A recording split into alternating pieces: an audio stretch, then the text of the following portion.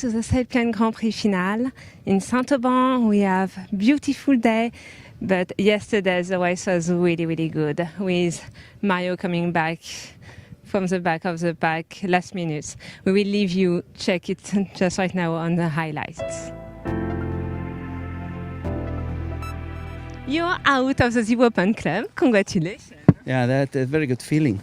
It's a very nice feeling. So it gets relaxed, and I think it's a different life now. Yeah, very happy. Other pilots are very, very good.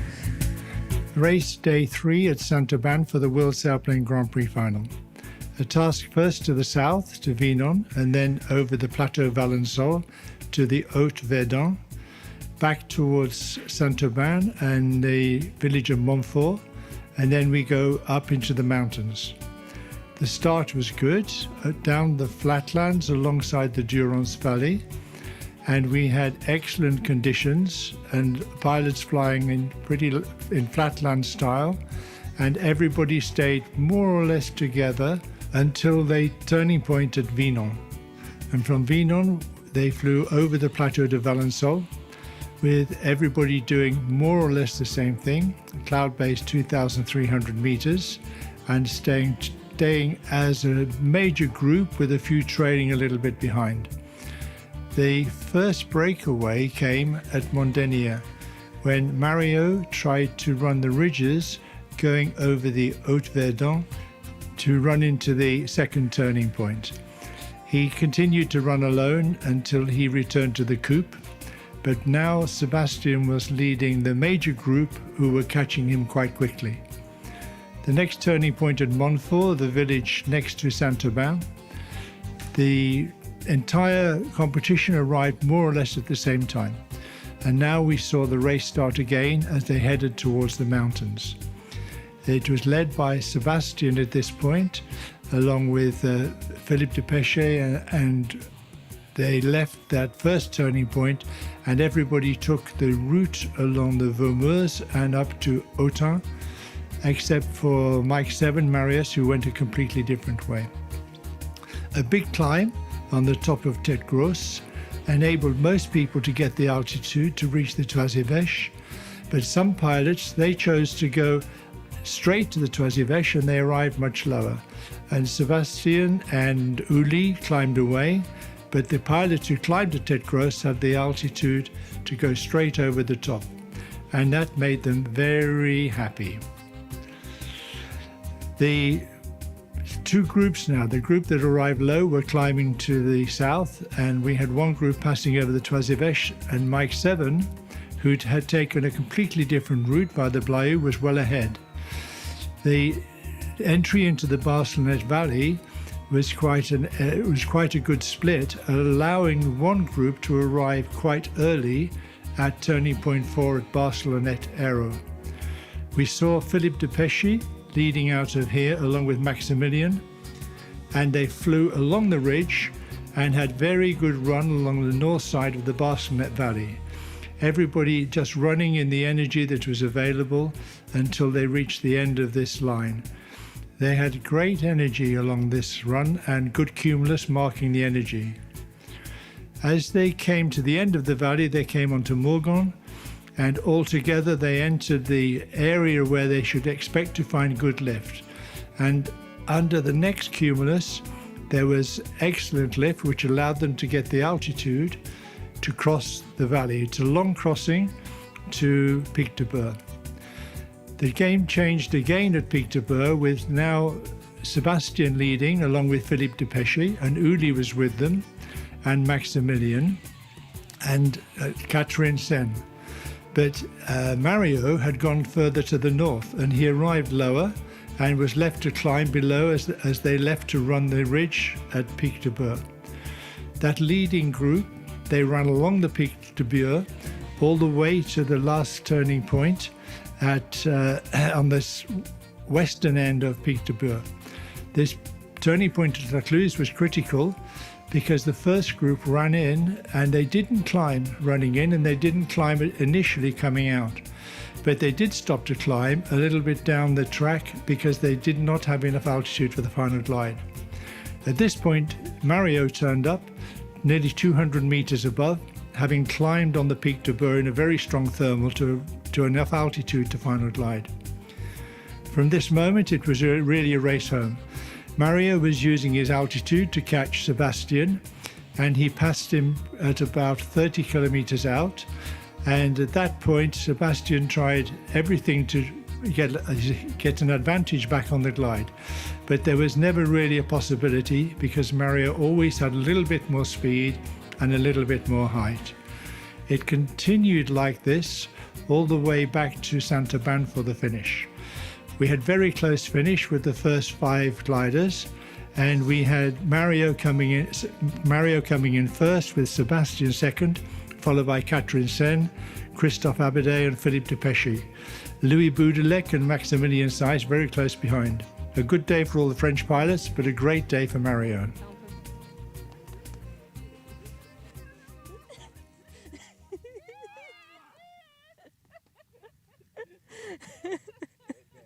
What a race! Yes. Okay, first I need to ask, how did you manage to catch up at Pic de Boer? Yeah, I stayed in my thermal because I felt it had a lot of energy and all the other gliders passed, and then it was 3, 4, 5, 5.5, and then that gave me the opportunity to fly close to Pic de Boer, and I had again 5.5 meters up to the Klaus base and then good push. It was great. You did two times try to escape the gaggle and they catch you up. How was the feeling? Yeah, this morning I tried to figure out the route also in the breezes to Coupe, and it worked well, but I did not get directly the 4 meters, but you saw, I mean, it was pretty much the same. Yeah, and then it was really great. I did not feel uncomfortable because I knew the breezes was working well. Yeah. So it was really interesting that you tried twice to escape, and finally it's when you kept the thermal that you managed to catch up and go fast. Yeah, I mean, a bit of luck is always in the game. But yeah, as I said, I could feel that this was a very strong lift, and I felt, okay, it might be good to be high at Pic de Boer, and it paid out. Congratulations. It was, again, a really, really good race to follow. Thank you very much. Okay. Whoa, whoa, whoa, whoa, whoa, we have a winner there.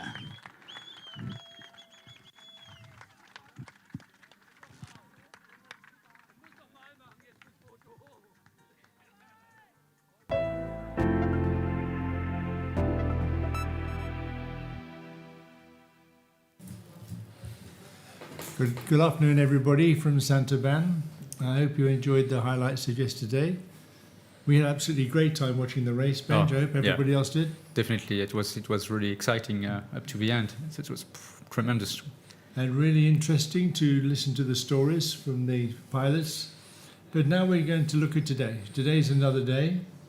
We're going to start with the grid walk from Claire and find out how the pilots are preparing themselves. So we are on a grid. Let's see if we can talk to some pilots. Thilo seems a bit busy, but I would like to talk to him. Sorry, Thilo? Can we have a few questions? Sure. Yeah. How do you feel? Today I feel really good. I slept well, and now all the pressure is away because it's impossible to win, and therefore I can just enjoy the flight, and that's my plan today. And just feel good, relaxed. I know that I can fly. The weather will be more difficult today, which I like. I mean, more decisions, more tricky situations. So I'm really looking forward to this flight. There are a couple of key points today in the task, which will be very exciting. And I'm really curious who is taking which direction. I think for you it will be very interesting to watch today. I hope so. We will follow you. Thank you. Thank you, Thilo. Okay, let's go to check on Mélanie. I hope. Careful. Wing rest. Mélanie. Je suis devant. How are you doing? Oula, attends. Juste, j'ai fait quoi de mon truc? Ah, mais il est là. I'm fine. You just get ready for the flight. Yes. Put the hat on and we are ready. Yes. Yesterday, you decided to follow a bit more the pack. How did it go?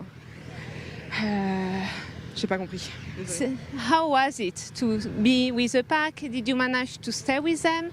Was it a fun flight? It was very interesting because we took the same decisions, and I think if I flew alone, I took the same decisions as others. So now it's in the arrival when I flew low, and the arrival was difficult for me, and I hope today will be better, and I learn every day, and it's the principle. So you had fun. Yes. Super. We wish you a good flight. Enjoy. Thank you. Okay, let's see who else.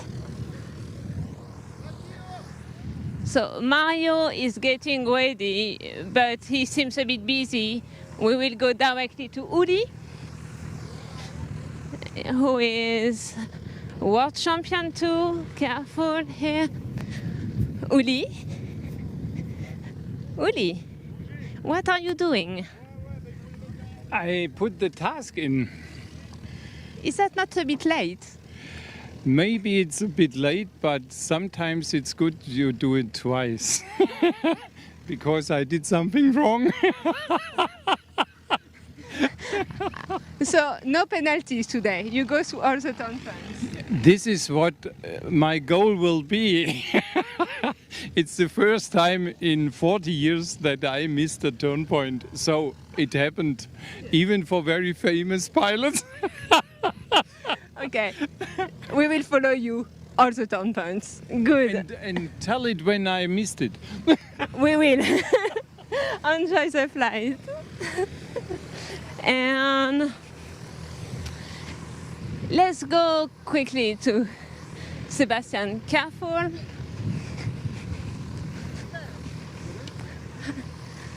Hi, Sebastian. Are you ready? I'm never ready. It's always too early for me. But you're a bit in advance today.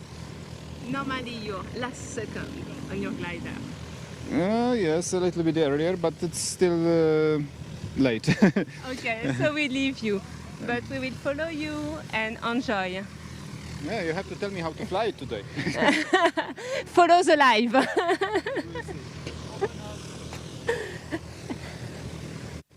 And let's go quickly to Werner. Hi, Werner. How are you doing? I'm doing well. I'm finishing my glider before start and cleaning it.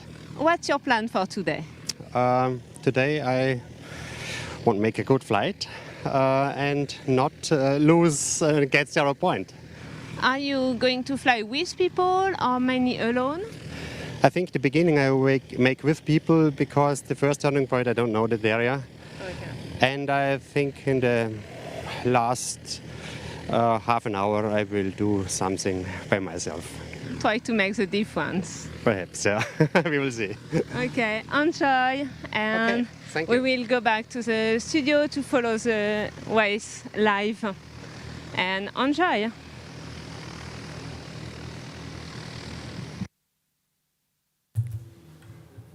So we are back. Well, welcome everybody again. Yeah, We're welcome. back in the studio here.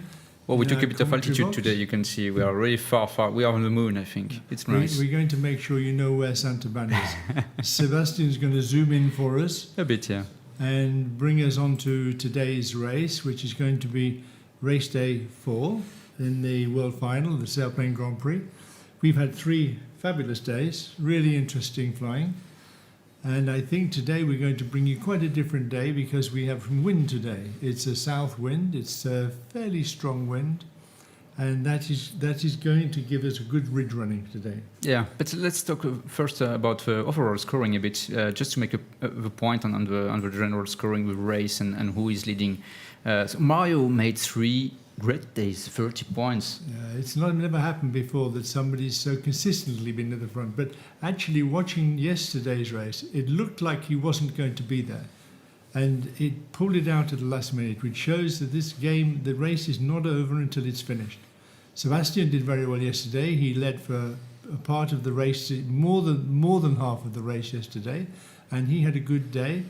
But he thinks that he lost the edge on the final glide. But I think Mario had the edge because he got so much higher. Yeah, Mario told frankly that he had a bit of luck, but also you have to know that luck in gliding race is all about also choices, and he made a good choice in this opportunity at the end. So it was really wise from Mario to do this. And a good day for the French pilots yesterday. Yeah, great day for the French. Yeah.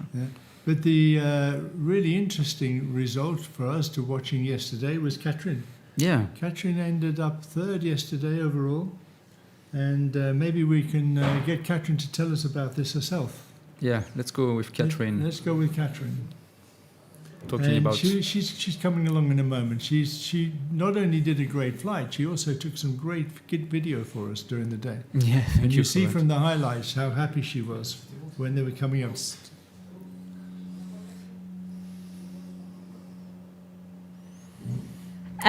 Yesterday, how was it? Was it easy to keep up with the leading pack? At the beginning, not, because I was the lowest and far behind on the first turning point. I think I was last on place number 20 or so. And then I said, okay, en garde, let's go and race. I made my way through. And there were two groups then going to the first turning point. And I just followed the clouds to the first turning point. And also to come back here to Saint-Auban, I followed the clouds. And somehow, I don't know, some thermals I got better than the other pilots, so I managed to get my way through the gaggle again. And then I stayed more or less with them, did my own routing following the clouds, and that's where I think I catched up against the others. And at the last turn point, we almost were on final glide. So I had final glide, marginal final glide, and I saw Cava in front of me. And I knew that the two French J3s are just behind me, and I said, okay, I'll start 100 meters below Cava and I'll try to catch up in final glide.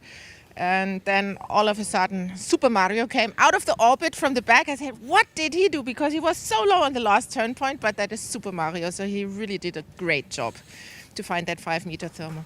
But it was a tough race, so it was all together, and you saw 10 gliders came within 2 minutes or so. Fantastic. Yeah, Catherine is so enthusiastic about it. And Catherine is a really experienced glider pilot in racing, no? Yeah, she's flown, she's been twice the women's world champion, and 4 times she's been third. But one of the best performances, I think, was in the World Championships in Huzin. She came 8th overall, but she was second for most of the competition. Just the last day, she had a difficult time. Yeah, she made a mistake on one day, and that's it. But she was I think 5th at the end of championship, something like this. Yeah. She was 8th at the end of championship. Yeah. But she dropped a lot. But she's now 5th overall in this competition, which is a good place. Yeah, really good. So while we're waiting to start, we'll take the opportunity to introduce a couple more of the pilots who are flying in this competition. It's very competitive. The guys who you would expect to be near the top who aren't, keep saying, God, it's tough. It's really tough out there. Nobody's giving an inch. No. And it's hard to get the points in this competition. So maybe we look first of all at Maximilien Seiss. Yeah, he's the leader of French team. We can call them French team. So let's have a look with just Maximilien Seiss, and we'll talk about him after. Yeah, and Max will introduce himself, and we can look at his performance. Hello, I'm Max Seiss, flying for France in this Grand Prix. I fly JS3, very motivated. I've been flying quite a lot in the area, and I hope to be on the podium at the end if everything goes well. Yeah, good. Well, as always, positive Max. He doesn't make it difficult. He knows that the job is simple. You just got to make sure all the little pieces are put together. In the right order, and then you get a good performance. I think Max is the youngest ever world champion in history of gliding championships. Yeah, he's the youngest ever world champion when he won the Sailplane Grand Prix in Varese, the final. He did a fantastic job there. He was 21 years old. Yeah, which 21. We have a sport, we need experience to be really good, and he made a tremendous job in this. He's Grand flown Prix. 3 World Championships, when he was second in Austro World Championships, which is excellent performance. Last European Championship, yeah. And in European Championships, he's flown the European Championship in Provenza, and he was second there. Yeah, silver medal. Yeah, he's been really close. Yeah, he's spot on. He's been really close. He's flying a JS3. I think he knows the glider pretty good. He's experienced in the glider. Max is he was an airline pilot with DHL, which meant he worked nights. And he's very happy because he starts work in a few weeks with Air France, so he can go back to days. And I think he's looking forward to that, to having not a nocturnal way of life. And we have other pilots. We want to introduce like a complete different style of pilots. Bostian Pristavec from Slovenia is extremely experienced in mountain pilots, and I think he won 2 Grand Prix in Slovenia already on nationals. So let's have a look with Bostian. And Bostian's from Slovenia.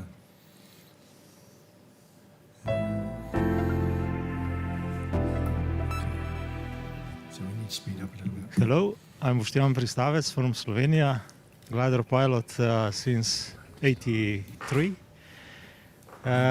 So I love to fly in the mountains. We have mountains as well. Those mountains here in France are beautiful. That's why I'm here. And yeah, what is my goal? To improve my 5th place from Chile. And yeah, I will try my best to do. Yeah, different style with Bostian, really experienced in mountain area, and but yeah, he wants to make his points also in this championship, and for now it's really tough, really tough. But let's talk about today now, and let's have a look on the task of today, a general view. We will focus a bit more, zoom in with Sebastian. And come down to focus on the rundown of the task and the big time, and we'll give you some information about the weather, and then we'll fly around the task to see where the hot spots are and the tricky bits. You can see here we are in Provence in the south of France. Weather's beautiful as always. Yeah. And we can see, Benj, that it's not that far from the sea, but we're actually got mountains between us and the sea, so we're not influenced. Yeah, the Mediterranean Sea is south for around 70-100 kilometers away, and we have not a lot of influence from this sea, so it's okay. And you can see that today will be mainly to the north of the racing area. And we probably ought to think about the weather first, because it's going to be quite influential today. And if we can show you a little picture of the weather map at the moment, and then we can probably fly the task independently. Yeah, it's really important we talk about weather, because today it's changed a bit, and I will show you what is going on. We are around here. Yeah, we are around here with Saint-Auban, and we have 2 different things today. All this area is with what we call high clouds. So this will cover a bit the sun to the ground and the heating up on the ground. But also this area is with quite strong wind from the south like this, a bit less when we go to the east.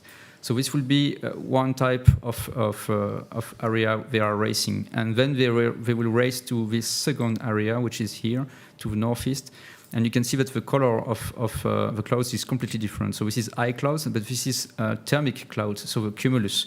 And this is much more a thermic area for the pilots. So they will have probably on the first part of a task, which is on the west, a more dynamic with the wind race, and then they will have to change the style to the east with a more thermic race. And it looks, Benj, like the northwestern corner, the first turning point, is going to be without much cumulus, maybe even blue thermals. Yeah, we will see during the race with webcams we have on the ground to check the weather, and it seems to be really clear of cumulus. So perhaps a really poor condition for thermals, but still we will explain how it works when it's dynamic. So let's go back to the general view, and we will check the different legs we have on this race. We will fly down the task. We only have 8 minutes to start, but we can take ourselves along the task and look at what the routing might be and what the difficulties might be. So the start is just west of the airfield of Saint-Auban, and the first slope is Lure. You can see in the bottom center of the screen, and this is a great region. Yeah, and of course the first problem is getting over the Lure, because it's about 1,800 meters and the start is 1,800 meters.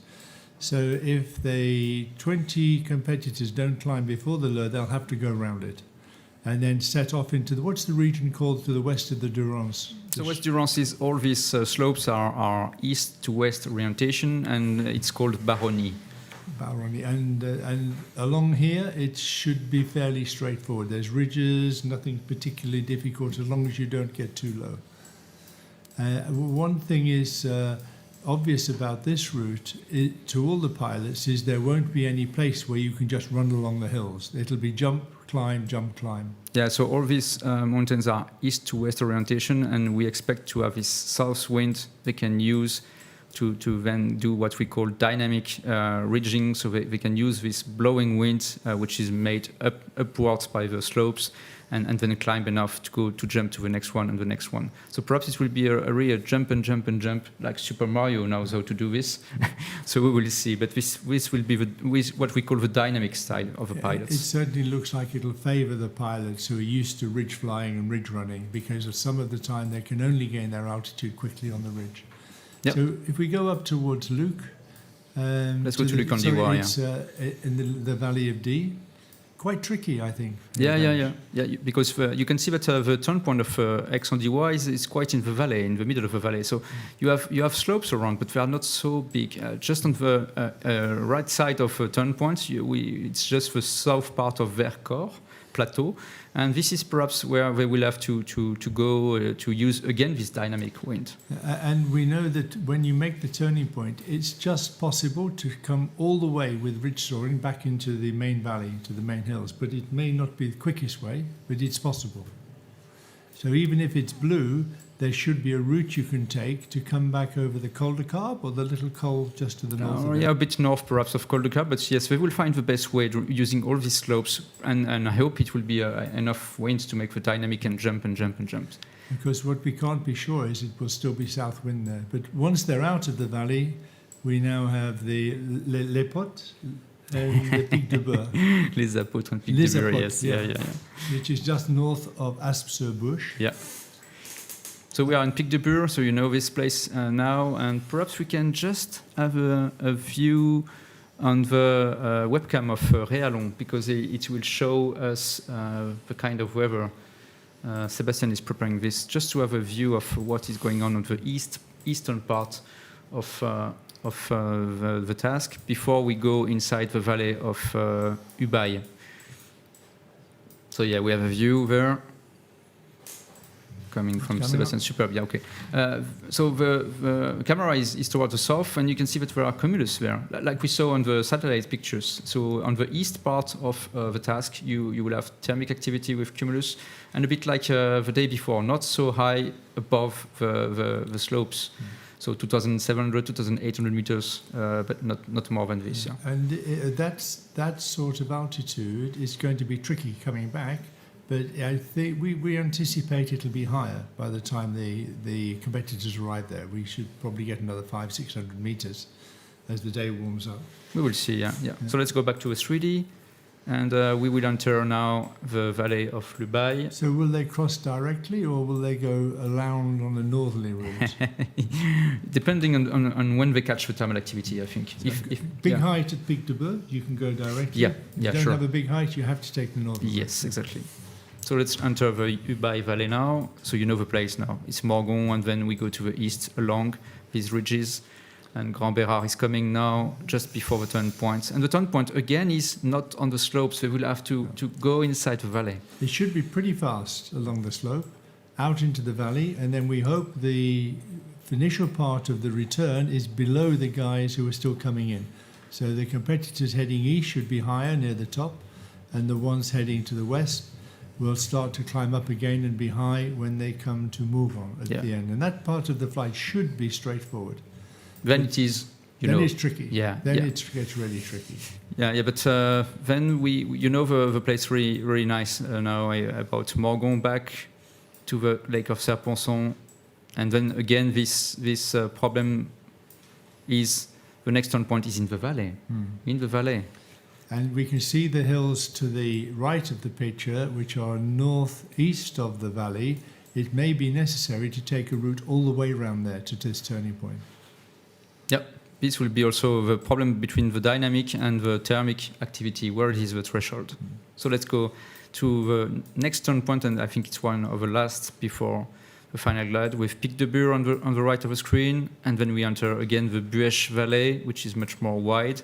We go to Serres, and then we turn toward the south for the last final glide to Saint-Auban. And we would expect them to have final glide altitude when they get to Serres. To either get in that area or just before. They will have perhaps to be a bit on the right of the lake to use all the small hills again of Baronnie. So the same they use for the start, but we will see that. And it's just 2 minutes now to the start, so we will check how it works for all the pilots just south of the start line.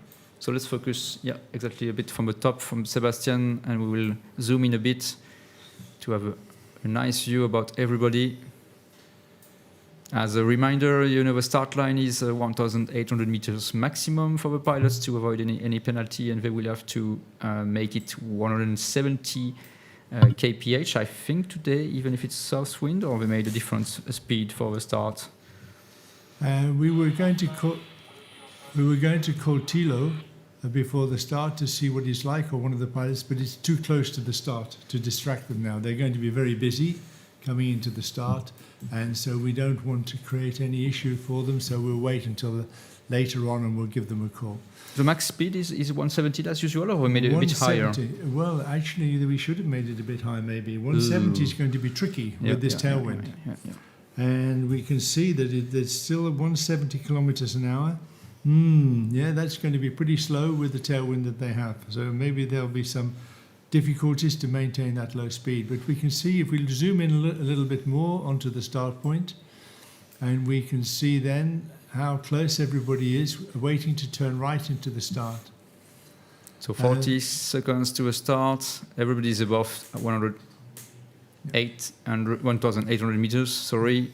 And Eco Juliet Philippe de Péchy is really close to the start line, and he will manage the best he can. And you wonder why they're turning left before they come to the start, because there is a rule that says you cannot turn to the right 5 minutes before the start. Everybody must make left-hand turns. 20 seconds to a start. So we can see that everybody will come round to the left. Let's go in a little further, and we can watch them turning and going in through the start line now. Minus plus Caucas, Mike 7. We will make the start 9, 8, Oscar 7, Sierra. 6, 5, 4, 3, 2, 1. It's open, and I think Oscar Sierra made a straight. Yeah, he managed to make it straight, like all the gaggle on the left part. That's of the okay. screen. They're all going diagonally, but they're going straight. They've crossed the start line, and they're heading directly for the learn. Now they can just turn a little bit to the right and go.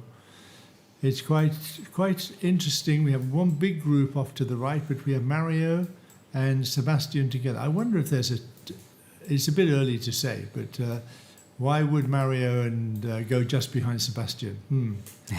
We'll watch this. This could be a story to unfold. A race in the race, perhaps, for today. It could be. It could be a little bit of a... So okay, two groups. I can fly with you. Two groups. The French team on the right side of the screen, and the German team and Oscar Sierra, Sebastian Kawa together on the left part of the screen. And this is Montagne de Lure, just a few kilometers to the north of them, and we will follow this start. And again, the problem today perhaps is the weather forecast. We have no clouds on this first part of the race. And the pilots, they will have to use what we call dynamic style of flying. We will see that in a few minutes. If it's truly a south wind there, then once you cross over the top of the Lure, you expect to find some sinking air. and you want to get through that as quickly as possible. But it would be nice to climb just before the top to give you the altitude to move right onto La Charbe. The Charbe, or is it called La Charbe or just the Charbe? Just Charbe. Just Charbe. Okay. Sorry, Brian. That's okay. A great view from Sebastian, because I just want to talk about the Lure, and Lure is really interesting because you have top of Lure just really close to the pilots on the left of the screen, which is around 1,700 meters. And then we have what we call Corne de Lure on the right part of the screen, which is just 1,300 meters. So you have a lot of difference. And the pilots on the right side of the screen have now a lot more clearance compared to the ground. So it's much more comfortable for them to cross. They can just run. Of course, there are days when it's dynamic, when you will get the air coming up both sides. But today, I'm pretty sure with the south wind, it'll be quite turbulent near the top. And they probably won't climb, they'll probably not. Although Sebastian seems to think that this is a good tactic, we'll climb here. Something is already happening, yes, because you have the center group is following the ridge and going to Sebastian to the west, and the group on the right is crossing directly to the next slopes to the north, which are called Roc de l'Aigle and Crête de l'Âne. And they want to use dynamic on these next slopes. So we have already a break. Yeah, Gilles is always ready to use the ridges. Oh, yeah. And we can see he's gone straight on. He's a very knowledgeable pilot in this area. He'll know exactly where to head for. And it looks like he's picked up several people who are not so knowledgeable behind him, except Louis really experienced here. Louis going with him. And Sri Victor, Thilo Riga also, yeah. Kilo Whiskey, so Gilles Navas and Sri Victor, Thilo, they are really pilots who take off early in the morning. And sometimes early you don't have any thermic activity. It's just about dynamic flying with slopes. So they know exactly how to use the slopes when you have wind. So this will be really interesting to follow these guys because they are really used to do that. And Gintas is with them. He'll be happy to be with people he know the area well. René Vidal also is really used to make this kind of flights because in Chile it's a lot about wind. A lot of ridges, yeah. So we will follow them in a few minutes, but let's have a general view, yes. See what happened. The other guys are climbing well. They're not climbing that well, 1,900 meters. And that height could be wasted if they now fly above all the energy, which the lower group pick up as they run along the ridges, because the technique has got to be to find the band which is going to be fastest. Exactly, yeah. And in a windy day, it can be quite low. It can be much quicker to go low and use the ridges than to keep climbing higher to go on. But it's quite a big group that have climbed up there, and they're staying together, but they haven't climbed so high. But again, perhaps there is a race in the race because Mario and Sebastian are together. So, I think Maximilian says, Christophe Abadi, and I don't know where is Bravo Kilo is. Catherine is with them. Yeah, Catherine is with them. But the two other French, who are second and fourth, I think, on the world score, they are on the group on the right. So, different race now. And those of you who think, well, maybe the French will work together, well, it's not possible. Everybody must fly on the same frequency. And the only language they can use on that frequency is English, so there's no shared information amongst pilots.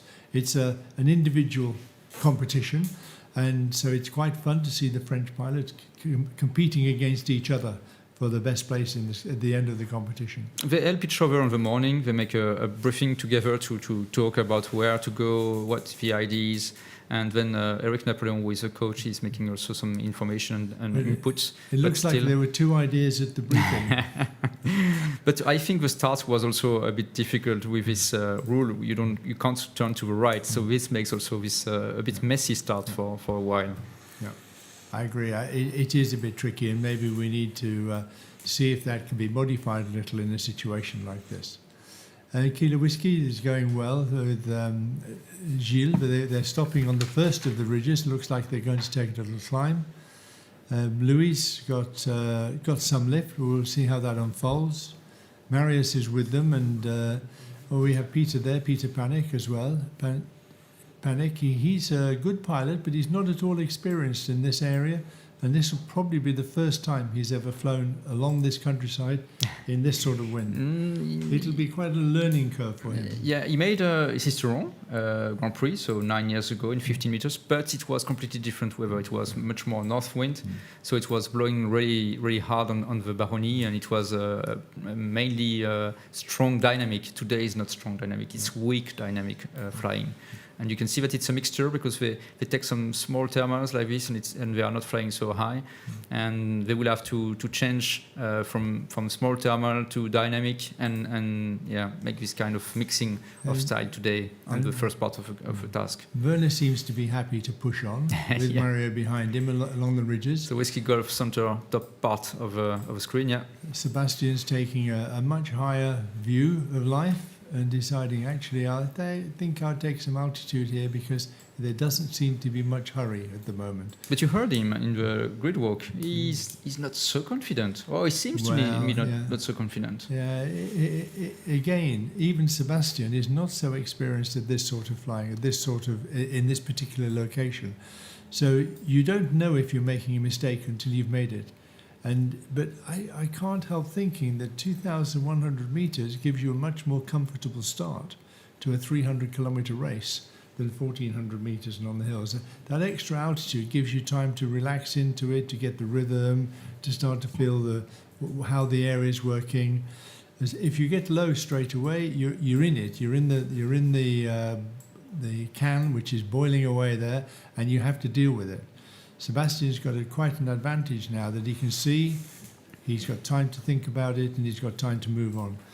So we can see the two quite different groups, but what do you think, Benj? They'll come together. I would just take a moment, because this is Chabre, and these are our main slopes, and the wind is blowing from the south, like this, so right of the screen, like this. And all these slopes which are towards the south, you will have some dynamic effect with the wind, and they can use this area to climb. So same for Chabre here. But also I'm asking myself, perhaps you can have what we call wave, because it's quite cloudy and there is not a lot of sun, so the thermal activity is poor, and perhaps we can have what we call wave. So this is just the bouncing of the wind, making like this, and this. And this, and so perhaps we will see some pilots who are thermaling or getting some altitude in the middle of the valley because we have some wave. Because in the area where the wave is working and in an upward direction, the thermals are going to be much stronger and go much higher, and where you are under the sinking part of the wave, the thermals will be suppressed. And I might be completely stupid, Benj, but if the mountains are higher upwind, surely they will stop the wind blowing up the smaller ones behind it, and the wind will come up the valley, and it won't be so good on the mountains. Is that what happens, or will it still be south wind on those hills? Okay. Benji's thinking about this. It's always a risk that you get a little bit low if you don't know the area well, thinking, oh, it'll be good, but we can see the mountain over now is the Chabre, yeah? So and they're heading for a smaller one, and the smaller one is in the lee. You have problems with what we call lee here, so it's a lot of sinking air here, and when it's following here, it can bounce a bit, and bounce again, and then like this. So you have to be careful, because if the ridge would be in the minus in the lee, then it doesn't work at all. You have to be with a certain distance to then have again a positive kind of wave, small wave, which can blow up and not blow down the wind to the slope. Whilst Gilles seems to be quite happy to push on in using the ridges, the big group now has climbed high. They're climbing up at 2,000. Mario and Sebastian and Philippe Depêche, Uli, they're all up there at altitude. They probably have a much better view. Maybe we have a webcam showing what's going on up in this direction, and they can have a much better view of whether or not there's some cumulus to aim for or some indication if it's waving. We'll bring you a picture of the weather there now, and you'll see that.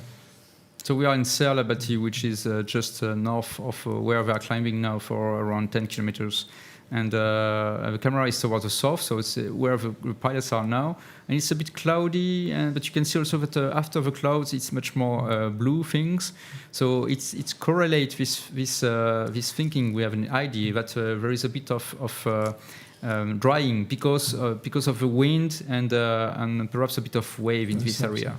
But that, to me, doesn't look like easy to find thermals. No, not at all. When you have that sort of cloud, you cruise underneath it and you can find absolutely nothing. It is not clear at all, yeah. 400 meters to the side and you get 3 meters. Just we will show you Montagne de Chabre in a reel with a footage to show you how nice it is. And so we will talk again. This is Chabre, and you can see it's really straight and really nice from both sides, south and north, which is not so usual in this area. So either the wind is coming from the left or from the right, it will be really interesting to use this Chabre, and they are now reaching Chabre, I think, the leading group, who are quite low. But let's go back to a 3D now. Yes, and we will check from the top where they are, all the pilots. Gilles is pushed out in front, and if we go and look at Gilles closely, we can see that he's actually gained altitude. He was a few moments ago, he was 1,400 meters, and he's doing really well. And as he comes on the mountain, maybe he's going to pick up some more.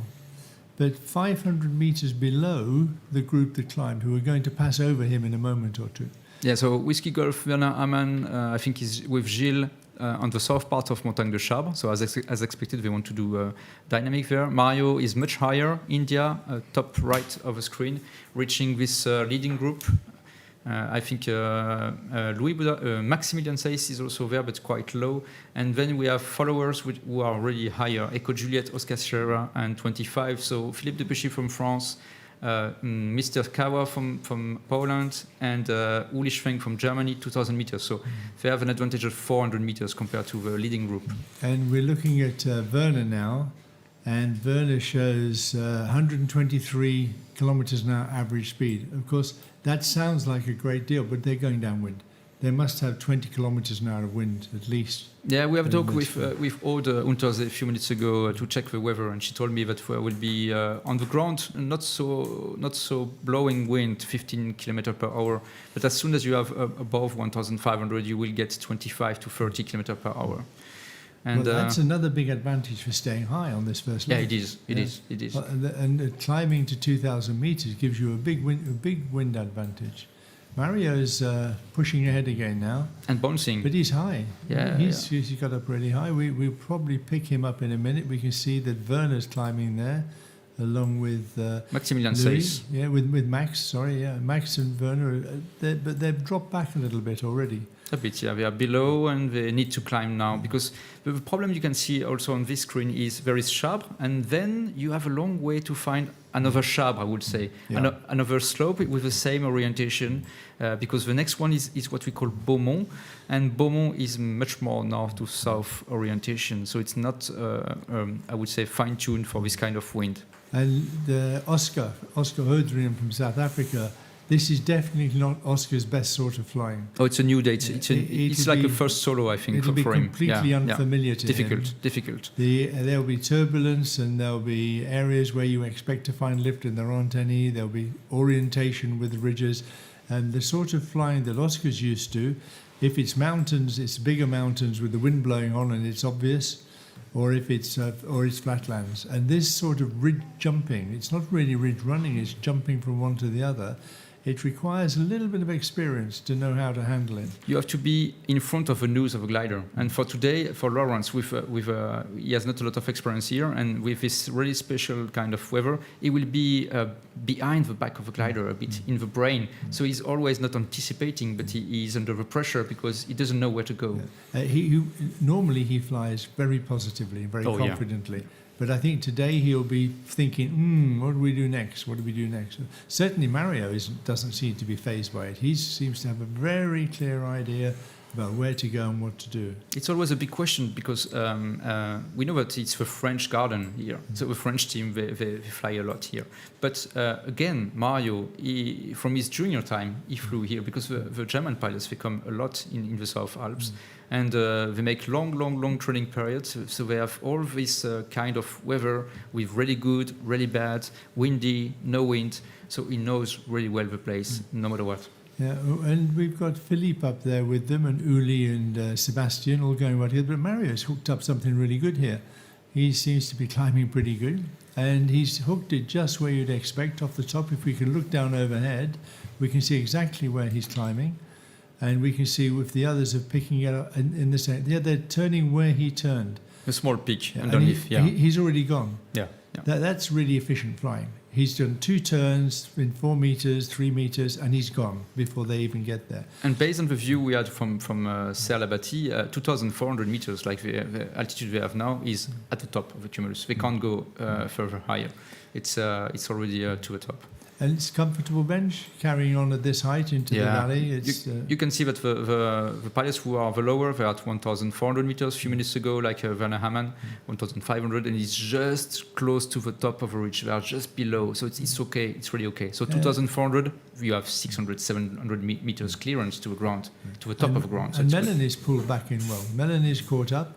She dropped back a few moments ago, but she's now in there with the others and climbing well. She'll feel really comfortable about that. So Fox Delta, Melanie, in the pack. Melanie, do you think that she knows this area pretty good? She's flown here quite a few times in this type of condition. I think Melanie made 2 years in what we call Pôle Espoir, which is a group for the young pilots with good result in championships, and they are all trained by Eric Napoleon, the national coach here. So this is also the garden for her. But the question also is we are focusing on the safety and to not make any mistake with the juniors. So sometimes they don't push the same way these world champions are pushing. And it may look like there's a big spread, but in this stage of the flight, it's still not. It's not really that important, the spread. Mario certainly is showing his determination again and his clear thinking about his route. But for everybody else, it's still a pack, really. In this sort of condition, it can close up quite quickly. One week thermal and everybody's together again. Yeah, I think one of the last training I made in Saint-Auban before the COVID period, and I was also pushing like Mario and bouncing, and then you think, okay, now I have a gap. I made a gap, but then the turn point, Aix-en-Diois, is in the valley, and if you made any mistake, you will lose a lot of time if you push too much there. Yeah. And if you have to take some weaker lift to make it over to the next mountain, then you get caught, because everybody will come in quickly. And if they come in even 100 meters below, really you're caught and difficult to get away again. But he won't worry him, I don't think. Uli seems to be actually with the same frame of mind. He climbed really well. He'll be a bit sore about his penalty yesterday. He missed the entering one of the turning points by just 5 meters. And it's incredible. He must have turned just a little bit tighter than he thought. And his last point was 5 meters outside the zone. Pretty harsh, but there we are. The rules are the rules. You have to get within 500 meters. So Mario leading on the first leg to Aix-en-Diois, northwest of Saint-Auban, 2,200 meters, so really comfortable altitude for now, followed by Uli Schwenk from Germany on 2,500 meters, really high, followed by Eco Juliet, Philippe de Péchy from France, 2,400 meters, and then Sebastian Kawa, Oscar Sierra, 2,500 meters. This is a leading pack, and you can see that everybody is following the same way and also the pace. Only perhaps Max 7 and 120. So Marius Pluscokas and René Vidal are a bit late but high, so no problem for now. And with the height differences that we're seeing at the moment, they're still together. The Uli and back to Sebastian, they've got a little bit more height than Mario, so actually they're pretty much neck and neck at the moment. He's not really pulled ahead with that height. At the bottom of the screen, you can see the speed. It's just the second number after altitude. 200 kilometers for Uli Schwenk, 200 kilometers for Mario Kissling. They are not flying 200 kilometers. It's ground speed. So we have to explain that when you fly with tailwind and it's 30 km/h tailwind, you have to expect that they are flying around 170, 160 because the wind is pushing also and they gain this speed on the ground speed. So they are not flying so fast, but still 160, 170 is really the usual speed of these gliders. It's a good speed for a good operating speed if the operating band is good, and the operating band seems to be good. If they can maintain 1,800 to 2,300 meters, that's a really nice operating band, and it's comfortable. You have each time you leave the thermal, you'll have several options before you have to time again. And so there won't be any panic about what do I do now. It'll be, oh, I can carry on, I can carry on, I can carry on. The panic starts at around about 1,600 meters, I think. That's when you start to think, wow, what am I going to do? The next one is the only solution. So you don't have any more options. So we are just crossing Serre-la-Bâtie on the right of the middle of the pack where Klaus Hollmann is flying a lot. And so we say hi to Klaus. I'm not sure it's flying today, but anyway, we'll see that. And we are following the fourth race of this final Grand Prix, Serie 10, in France, in Saint-Auban. And all the competitors are going to the area we call Diwa, because the main city is D, and the first turn point will be Aix-en-Diwa, southwest of the Glandas, which is a part of the Vercors plateau. It's a 340-kilometer butterfly-shaped task. It's a long one. It's a long task, and it's quite windy from the south, so quite a different day to the days we've had previously, with lighter winds, without much possibility for ridge soaring. But today there is every possibility to use a ridge somewhere to get some altitude or to keep going, and that will be part of the plan. When we come into this turning point bench, we can anticipate them getting lower. I think we can anticipate that the whole field will start to sink down as they come along this valley. Yeah, and before they reach the turn points, you can see on the top of the screen, it's a wider valley compared to what they made before. And perhaps you will see just 10 to 15 kilometers before the turn point, but different options will be taken by the pilots. It will not be anymore this I follow the train and we are on the same path. Perhaps the rail will be with divergence. So why don't they follow the ridge way off to the left?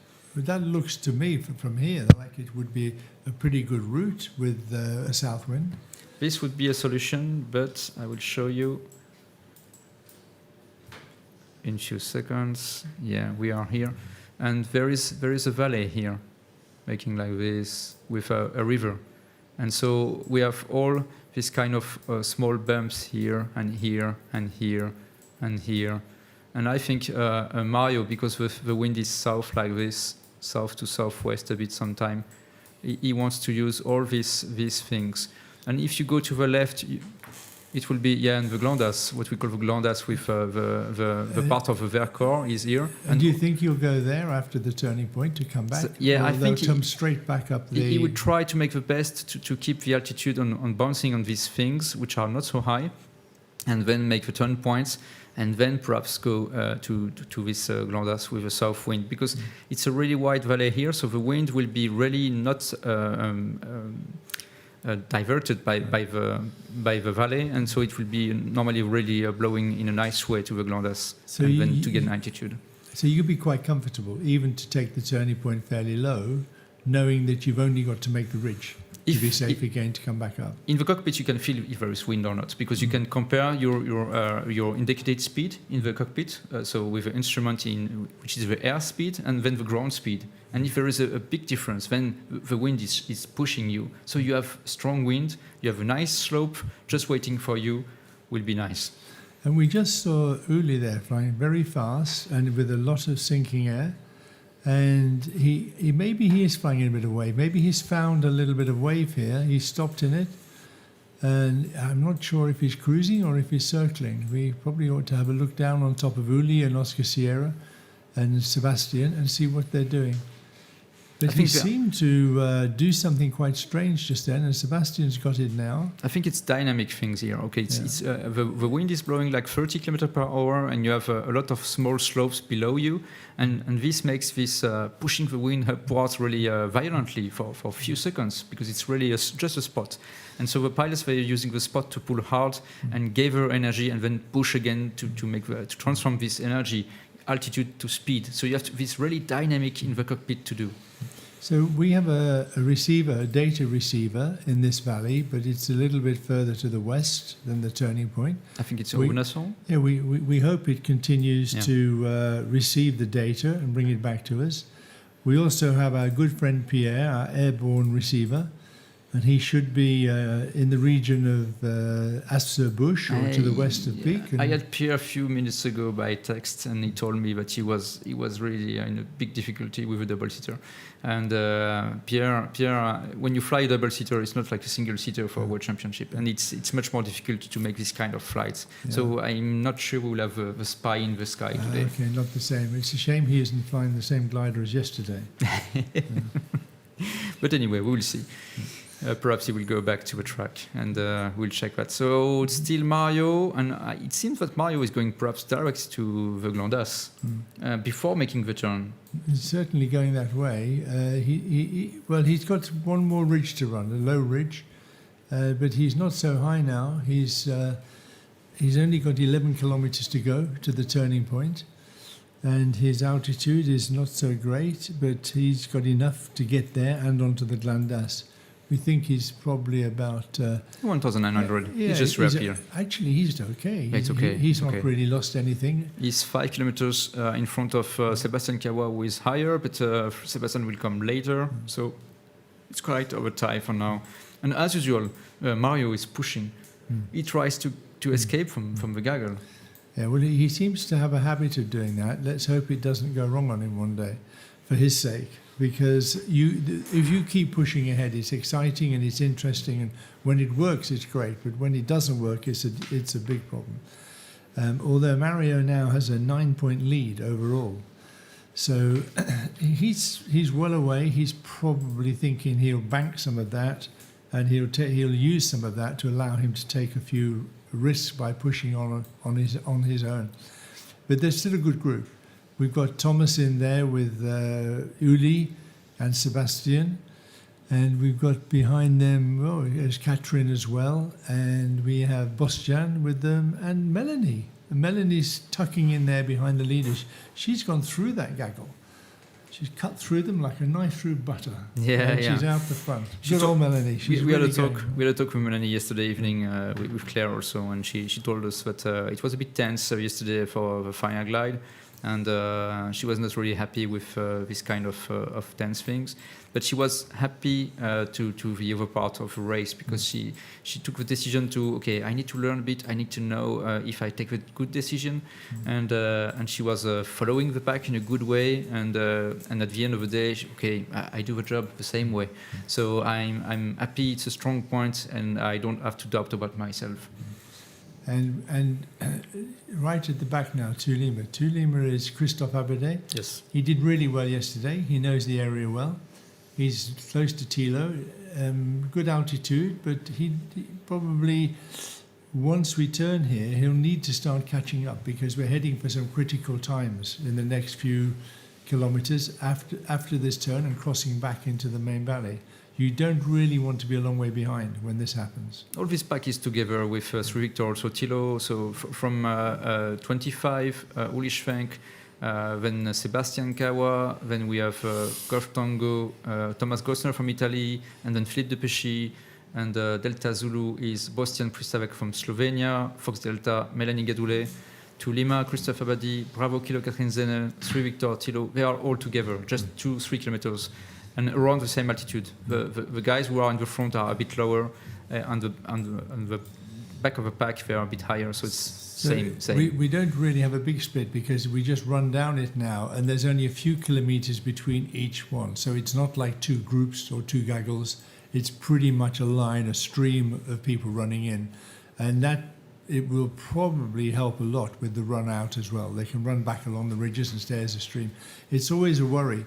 when you get a gaggle flying really close together, and the option is to go from the turning point straight onto a ridge, and everybody arrives below the ridge, low down, and needs to climb up. So Mario turning the point 1,500 meters, which is not high, not low, it's okay. And then I think he will head on to the right part of the screen, which is the Glandas slope, to use again this dynamic flight.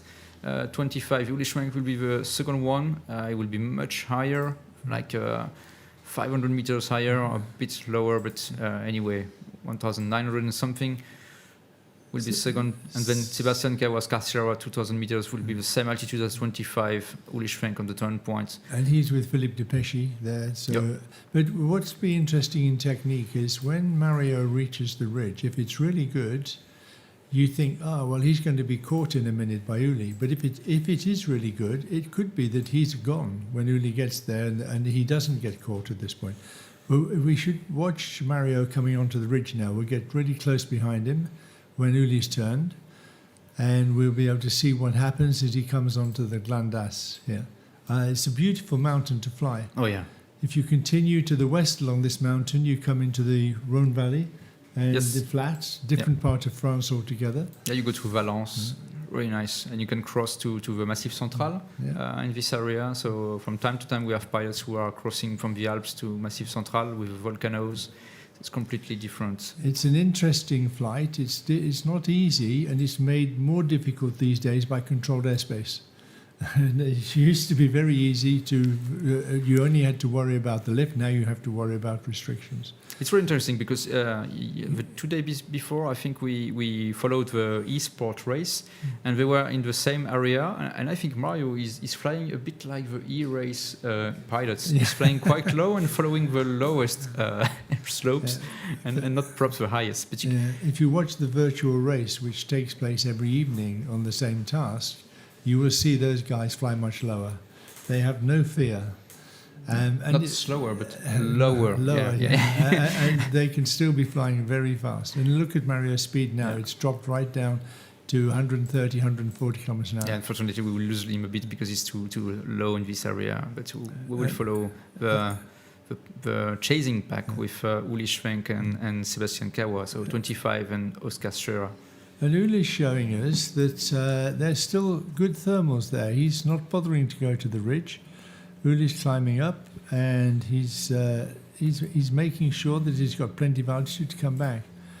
Uli's got a lot of experience in the mountains. He was second in the Omarama World Sailplane Grand Prix Final, and he was third in Sistron and fourth in Chile. So he's always been there. He's always been there. He's actually absolute candidate for the podium. And it's quite possible that Uli could pull back some really good performance here. And yesterday was the first day ever he missed a turn point. Yeah. So he gets 300 seconds penalties because he was missing from less than 500 meters a turn point. So he made a bad result just because of his mistake. But you could see in the grid walk a few minutes ago that he's always happy, Uli, no matter what. And he only has 4 points overall. But in Grand Prix scoring, you can soon pull that back. If he got 10 today, that would be 14 points. And that puts him a long way up the list. So he's thinking, well, I've got to start getting some really good results if I'm going to be on the podium at the end of this competition. Okay, so we start to have a leading pack, I would say, even if Mario is still in front, but it's much lower, and we will lose a bit of his data. But when we have a higher pack with Uli Schwenk leading with Sebastian Cawas, 2,000 meters, Philippe Depechy is here, Thomas Gosner is here, Bostian is here, Catherine is here, Melanie is here, still there. She wants to keep the pace and the contact with his pack because she knows that perhaps it's a good way before making the last few things on the race. Much more her way, but for now she wants to keep the pace, and it's perhaps a good solution. And then already we have some pilots who struggle a bit. They're still coming in. Sylvain and Werner there are good altitude. They're coming into the turning point. They will see everybody coming out and start to think, wow, it's going to be tough to catch up people here, but you never know. There's almost anything can happen. Mike 7 is still on the way to the turning point. He's high. And he's taken quite a different route. He's coming right across the valley. So he's going to be well behind. By the time he's turned, the leading gliders are going to be out of the valley and into the Durance Valley, and really running along then on the much higher ridges. This first point is really tough. It's really, really tough for pilots who don't know the place. And you can see also for some pilots from the French team, it can be tough, like for Sylvain. He's not really fond of this kind of weather. He's much more a thermic weather pilot and not dynamic. So And Sylvain's had a couple of difficult days. And when you've had a couple of difficult days at the bottom, it's really hard to get back to being really positive and really being able to push and fly well. It's difficult to explain how big an effect it has, having a very positive frame of mind and feeling confident, which obviously Mario is, and he's got no doubt about what he wants to do, and feeling very slightly negative and slightly worried about how it's working out and what you should be doing and the best choices. Then that dithering, as we would call it in English, it takes a lot of energy out of you. It's difficult to say because you're constantly worrying about whether you're doing the right thing or not. Yeah, you have to balance also in the mind, and this is not so easy when you are not in a dynamic, a positive dynamic trend. So do we have a webcam bench soon so we can look at what's happening out in this area, which might give us some idea of what they're coming back into? Not for now, but we just, I want to show you Uli Schwenk from the cockpit. We have some data. So let's go with Uli Schwenk.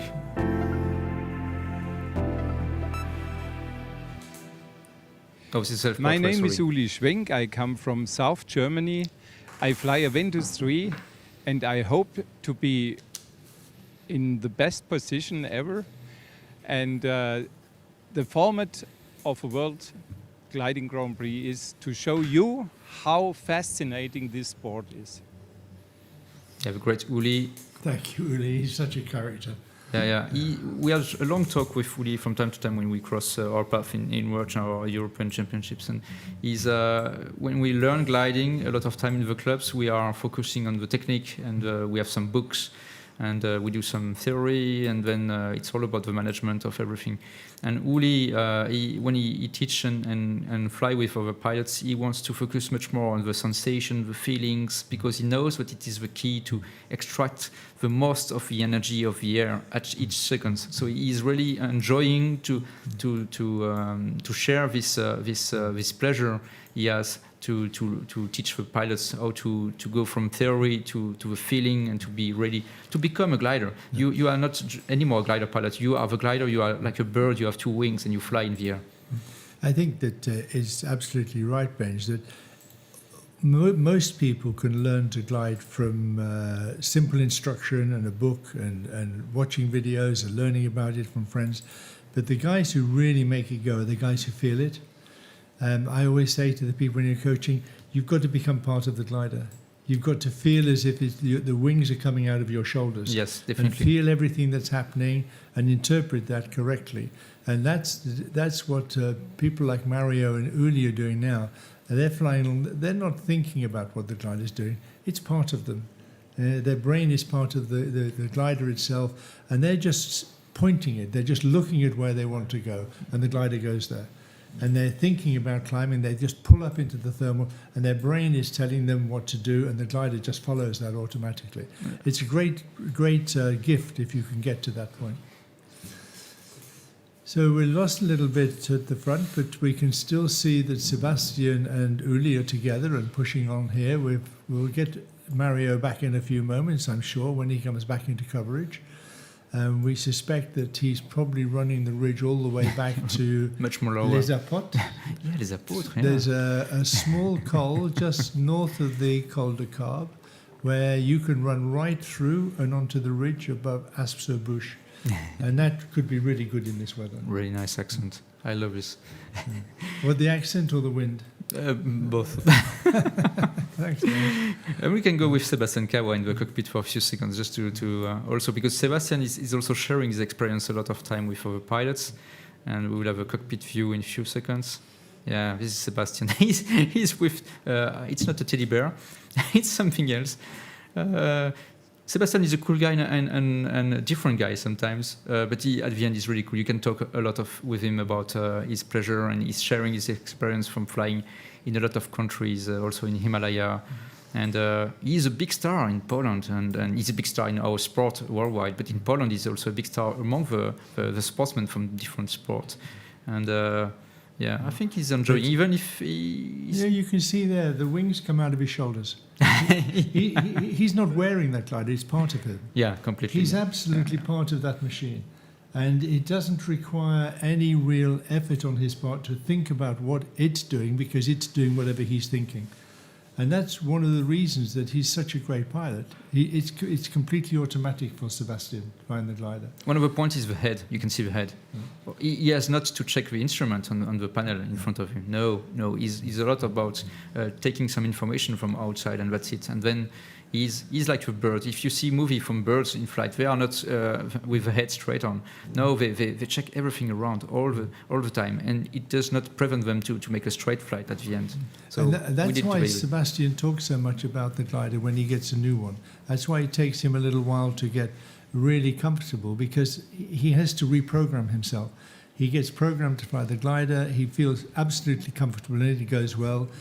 You change glider, which Sebastian does quite often, and you have to get the whole program system recalibrated so that you feel exactly what's happening again in the new glider. Of course, most people might think, well, so what? It's easy to do. But they don't understand the very fine limits. The difference between winning competitions like this consistently and being down in the 9th, 10th, 11th place is enormous, because he has to feel that all the time he's flying. You have to think about Sebastian 3 weeks ago was with me in the World Championship in France, Montluçon, which is just north of Massif Central. And we were not in the same class. I was in standard class, he was in 15-meter class. We were flying a Diana 2, so it's a complete different glider, just 15 meters wingspan, and then it can be super high wing loading, like 60 kilograms per square meter, and super low, 28 kilograms per square meter, so really light glider. And the weather conditions were completely different. It was really weak conditions, and there is no slope at all you can use, or really when you are really low. And so he has to switch, and he won. He's just world champion 2 weeks ago. He won with this format of gliding championship. And flying a completely different sort of glider. And now he's in the Alps with a new glider he doesn't know. He's just pop in the cockpit and go. And so this takes a while to understand what the wings are talking to you, and how, and what you can use and what you can do with a glider and what you can't. So that it looks like a nice ridge that Uli's coming onto now. Les apôtres. And they're coming back into the valley, and I'm surprised that we haven't picked up India yet. It's coming back a few seconds, but perhaps he's a bit stuck in an area with India. It's possible that the altitude he was at, he didn't get quite the run he expected, and it's taken him a little longer. But I think that's the shadow of India we can see coming in now. Okay, Les Apôtres is here with the airfield of Aspres-sur-Bouèche just there. And we are in the valley of the Bouèche, which is running like this and going to the south. And we expect to have again wind coming from the south, which will be like this from the right side of the screen and blowing like this. And they all want to go along these slopes and perhaps make this really nice area of Les Apôtres, where Mario Kisling took 2 days ago 3 times a really good spot here that we will see in the next minutes. Yeah, we should get everybody back as they come into here. We have a receiver in Sept and another one in Asp, so it should be good data, but I'm surprised that we're not getting a little bit better already as they come back onto this ridge. From here, climb on this point back up to the maximum altitude, or just keep running onto the peak in this wind? Yeah, perhaps Pic de Bure will be the star, the special guest of today, because if you have dynamic on Pic de Bure, and Pic de Bure is going up to 2,700 meters, so you can reach 2,800, 2,900 meters, and then the life is completely different, because then after Pic de Bure you have to cross quite a wide valley to go to the east. So this will be really interesting. So whatever happens now, if you go to the peak, you have to get a very good altitude. So we'll have a look at that in a moment. Yes, let's have a look at Pic de Bure yeah, so you know these rocks, because we had it several times now on the screen, and this is huge rock, really vertical on this top, and really rocky. And so if you have any wind coming from the south blowing these rocks, it's completely crazy. And then you have a bit of extra energy because of the sun also, which is eating the rocks from a long time in the morning. So this is an addition. You have a blowing dynamic wind blowing on these rocks, and then the extra energy from the sun to make it really a big spot. So I think if they want to make it with a big step, it will be there. Yeah,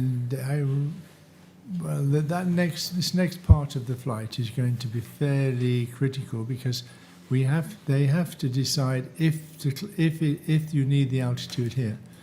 We still haven't picked up Mario yet to find out if he's pushed on ahead, if he stayed low, if he's still running fast and low. We know that our coverage is poor in the region of Pic de Bœuf, but he should come back if he climbs up, and of course he'll have to climb up soon to cross over the gap. Let's hope we pick him up soon. We have a real view of Serre-la-Bâtie again, but it's a different camera, and you can see that it's much more optimistic than a few minutes ago with some cumulus. So the activity of thermal is okay, even if you can feel that there is a high cloud covering with a really thin cirrus high clouds, but it does not prevent to have thermal activity. So this mixture of dynamic and thermal is really on, and it seems they just need to make a big step to change the gear and get some more altitude around Pic de Bœuf. So let's go back to a 3D. So were we looking across towards Les Apotes? Yeah, they are on the Les Apotes, yeah. So actually there's really good markers for the lift lines, really good energy markers. The climb here isn't so great. If we probably pick up Echo Juliet, and that's Philippe, and see what sort of climb he's getting. Bravo Kilo Delta Zulu coming in, so they're all going to be together just here, not low, but not really high. But they've elected to climb here before going on to Pic de Bœuf, which is probably not a bad thing if you're all together. Nobody seems to know where Mario is. They don't know if he's gone ahead or if he's still with them. I think we saw him low. They saw him at one point. Yeah, maybe that's it. Maybe they've decided that they're going to top up here. But it's difficult. You can see if we see more from the top a bit, just to have a view, because they are looking for the thermal. They are. You have to imagine. I will show you in a few seconds. We will zoom a bit on the. Not so easy. I'm sorry, Sebastian. Yeah. And I will show you a bit the problem they have. Yes, please send this view. And this is this is Les Apotes here. Oh, I have a huge thing. I will change. Yeah. And then we have a wind blowing from here to the slope. And this is okay, but the dynamic is okay, but the dynamic is okay just for like 300 meters above the max of the slopes. Then it's too weak. You can't be higher. The energy is not enough, and so then you need to find a thermal. So a warm bubble which is just extracting, and then you can go higher, thermaling. But for now, you can see that they are struggling. They do right, they do left, they do right again. It's a bit messy. And nobody seems to have the confidence just to run it onto peak, onto because the south face. This would be the option. You follow this way and you go and you jump from one to the other. I think they've got it now. And they're beginning to climb much better. And that's what happens, isn't it? You have to wait sometimes. Yes. Once you've got it, then you start to get the altitude. Philip's coming up really quickly now, 1,800 meters, 2,100, 200 here, and they're away. And they wait because they know that they are leading back. They know that they are leaders. Yeah. So they can wait a bit, they can lose time. And it was exactly the same discussion with Werner Amann and Mario Kissling on the first day. They made it first to the Apotre, and they told us they had to wait for 2-3 minutes before it was really a nice thermal. But then it was super okay. And you can see Fox Delta is arriving really much higher, I think. Mélanie Godoulet from in the center of the screen. She will join these guys, and she arrived. They made the job. Yeah. It's much more comfortable for her. Now they are in the thermals. It's centered.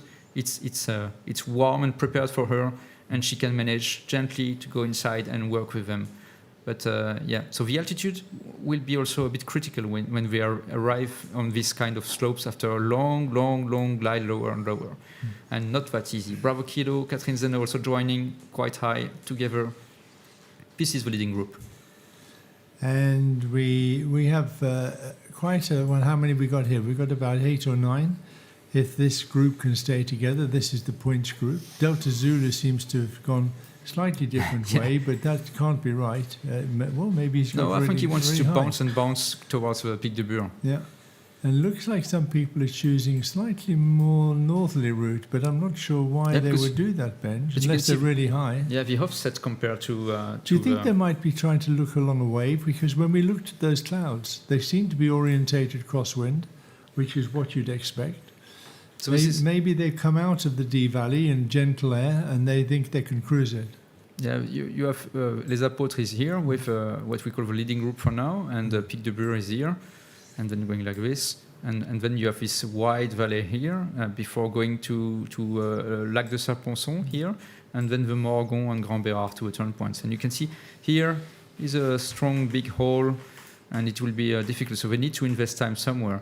And Delta Zulu, who is here, he wants to bounce and then perhaps find something to be able to reach Pic de Bure. And the south face of Pic de Bure should be good. Yeah, but you have to arrive not so low. Yeah. But this Les Apôtres was a strong detour.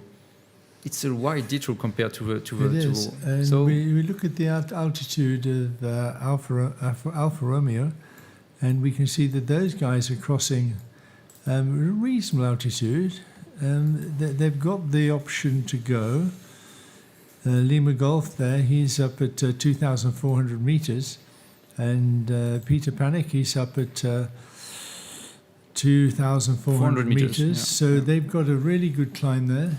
The mystery is still where is Mario. He's gone into stealth mode. Maybe his track has fallen off or something. But we are still getting data from Mario from time to time, but not enough to show you. And not enough for him to be picked up. So we're pretty confident he's still flying okay. Yeah, I think he's just on the Col de Cab and going to Les Apôtres. So he's behind the pack and he's quite low, but we know that he can recover sometime really fast. We will see that at the end of this leg to Josier in the Ubaye Valley. So for now we have pilots on the right part of the screen. This pack of pilots who made this detour to Les Apôtres and Aspres-sur-Buech, and 3 Victor with Tilo Holiaus is also there at between 2,000 and 2,300, and now they will go, I think, straight to Seus or straight to Pic de Bure, depending on the detour we want to go. And Mario there has lost maybe 10 kilometers and he's 500 below. or 600 meters. Yeah. He's got a tough call now to get to the front, but it's okay. He's got time to do it. There's a long way to go yet in this race. He's pushing ahead. Every now and again it doesn't work. If that's the worst that happens from pushing ahead, that's not too bad. It's not been too expensive.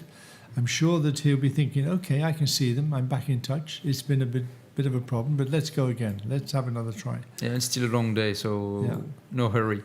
And then on the left part of the screen, so we're much more straight to the next turn point, we have Delta Zulu Bostian Pristavec, who is now the leader with 2,000 meters, and he's a bit south of Pic de Bure. For now, I don't really understand why he's not going to Pic de Bure, but we will see perhaps if we could focus a bit more on where he is, to just check from if there is something usable for him as slopes or something else. Okay. If he has to cross the gap, you would think he would want to be much more to the left and climb up quite high to go direct to Morgon from here. The pilots on this, which is straight line to Josier, they climb to 2,400 meters. And there is no doubt you can have more because Pic de Bure is much higher. So they can climb much higher, 2,700, 2,800 meters. So he has to go now. It's so close. He has to go to Pic de Bure. Yeah, and Thilo's done well to pull back into this. And Melanie's there. She's amongst the leading gliders. Mm-hmm. They are taking their run across the Pic de Bure, and it looks like it can't be working that well if they're not stopping to gain altitude. If they just keep running and running, it must just be a little bit of gentle lift. Maybe the cloud base isn't so high, and they don't have the option to climb so much higher. We may be able to pick up another webcam as they cross the valley and see what it looks like on the Morgan side, on the Barcelonette side, and see if the cloud base is well above the tops or not. So it's interesting because you can see the pilots, they are not climbing so vertical to the slopes here. And they are just in the valley of Vennes. It suggests a little bit of wave. Yeah, perhaps we have some wave. If it's a bit overcast with too much clouds above them, then it makes the air much more stable, and it helps what we call the wave to be the leader in the air, and not anymore the thermals. And you might say, well, if they've got some wave lift here at altitude, why don't they just take it? But it's a problem with the wind. The wave lift needs to be really strong to be worth continuing to climb if that's what they're in. If you are climbing only 1 or 2 meters, you're actually losing time. But if you can run it gently and you can fly 170, 180 kilometers an hour without losing altitude, that's another way in which you can get a lot of benefit from the wave. And they are climbing well, 3 meters. Now Thilo reaching 2,400 meters, which is a much more different life now compared to when they were at 1,700 or 1,600 on Les Apotes a few minutes ago. And they are climbing really, really good. Yeah, and we can have a good look at who's here together. I don't see... Oh, yes, there's Sebastian with them. And Thomas. Thomas will be happy. Uli, Thilo. Catherine Zehner, Mélanie Gadoulet, Philippe de Péchy. Melanie's happy. She's with some very experienced pilots here and climbing really well. Thomas Gosner. Yeah, good pack. And we will have to check what is going on for Bostian Pristavet Delta Zulu at the top of the screen. Philip will be happy to be in this group because he's always there. He's always in the front pack for a long time, but seems to have had a problem last few days of finishing it off in the top 3 or 4, and yet he knows the area well, and he's an extremely good pilot at just picking out the right route. And if there's a little bit of an option here for some wave, then he'll see it. So good altitude now, 2,500. This is more like the altitude they need to cross over. René has sometimes missed this. He has 1,000 meters less. Yeah, he was quite a long way behind. He's caught up, but he's not really caught up. He's 1,000 meters lower. Yeah, different life again. And he's heading for the hills. He's flown more or less underneath this, but he hasn't picked it up. It's interesting we get really good data coverage at this altitude here, but obviously the threshold's about 2,000 meters. Mike Seven's caught up. And Marius Bruskowski from Lithuania, and Alfa Romeo is there with them. And he's going well today. He's doing good. Gintas. Tulima, Christopher Buddy, top of the screen, really high, also 2,300 meters, so he will be among the leaders. This pack will be all together except Mike 7 a bit below, and 120, René Vidal really lower. India is really trading now, really lower, 1,700 meters. So Ben, do you know the old proverb of the tortoise and the hare? Yeah? Well, it just goes to show the guys you see now pushing ahead were the ones who were way back, and they obviously stopped, climbed up really well somewhere, and now they're catching up very well. And there comes a point where it doesn't pay to push. And it's not always obvious when that is until afterwards, until it's too late, when you push just a little bit too soon, and the other people have found just a little bit of extra lift and a climb, and then they come cruising overhead. That's the name of the game. That's what we're trying to get right all the time to win contests like this. And now we have really 2 paths. You can see top right of the screen, it's really wide valley of Cap Talar. And on the central left part of the screen is Pic de Bure, and central right is Seus. And you can see now 2 paths, 2 packs different. I think the pack on the right will go to Seus, and the pack on the left is lurking to Pic de Bure. So we really have two races now. And again, yes, this story of the pilots who are behind, but yeah, we still have 200 kilometers to do. And it's quite windy now. There was quite a strong south wind, and there's quite a lot of altocumulus. So the shadow from the altocumulus and the cumulus that's embedded underneath it will have quite a big effect on where you'll find the lift. And that could be that the Pic de Bure is completely covered. in an alto-cumulus combination, which has put a lot of shadow onto it. Yep. And it's better to run outside more where the sun's shining, because we see Thilo's got a really good altitude. Yeah, 2,600. And if we just look at Thilo's speed, Christophe Abede is doing 135. We'll just check Thilo for a minute and see how he's cruising. And it'll be interesting to see whether he's flying really slowly and climbing. He's still on the same altitude. 190, 190. No, we are pushing hard. Yeah. And we have not so hard if he's got a little bit of a tailwind. Maybe he's only flying at 170 or something. Do you think he's got a bit of south in his head? we go to the east now. Yeah. I'm not sure we go to the northeast. But they're maintaining altitude. We have some image from Réalon and heading to Morgon, again to the south. So the pilots will come from the right part of the screen, from the west, and then they will reach this mountain in the central part of the screen, top central, Morgon, and going to Lubaï. And what is this sky, Brian? Well, I think it's cumulus embedded into alto-cumulus. The air is moistening slowly at altitude. So we have an increasing amount of upper cloud slowly during the day, although we anticipate it will stay pretty much open, like 50% open. But where you have good convection, it will spread out, it'll thicken up and cast a lot of shadow. The air is not so unstable, so you need energy to make it work, and most of the energy is going to come from the wind. Do you want to be low in this kind of weather? Only if there's really nice ridges to follow. Yeah, that's it. That's the point. If you have to cross a gap like this, you definitely don't want to arrive low unless you know that it's a ridge facing into the south wind. So you want a ridge under your wing just to help you to go forward? Or you want to be pointing at a mountain which is facing south. Yeah.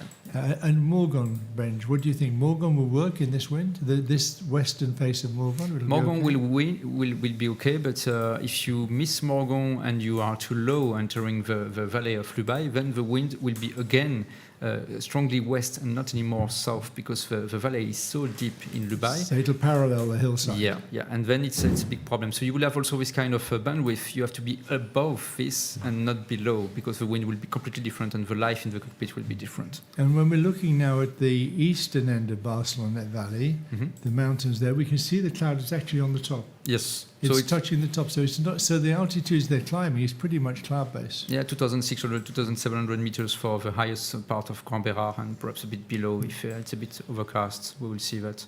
So Mario is going through a different sort of experience now. He's looking at 15, 16 gliders in front of him. Yeah. And that could be quite a motivation for him, but what will be exciting for us is to see how he deals with this. Yeah. Is he going to pull his way through this fleet to be near to the front at the end, or is he going to really struggle to catch up now? He's not climbed where the others climbed. He didn't get that nice climb up to 2,400. He's still a little bit low, and he's hoping, I think, to climb where he did yesterday or somewhere along the eastern end of the Pic du Beurre. But that can be really good. In this wind direction, it can be really good at that end also. It can be a long way, but let's focus on the right part of the screen with Echo Juliette, Philippe de Péchy on Seuse. So yeah, again, after Seuse, you can see it's a wide and long valley to the next slope, which will help you. We were talking about you need a slope if there is some wind. And the next slope to go to the east is quite far away. So this is difficult. They have to find a solution to get some altitude before crossing to the east, at least this group. But so perhaps, we think it's about 30 to 40 kilometers. Oh, a bit less, but still, it's a long way, and you don't want to be so low on Morgon. Yeah. So they're about halfway along this leg.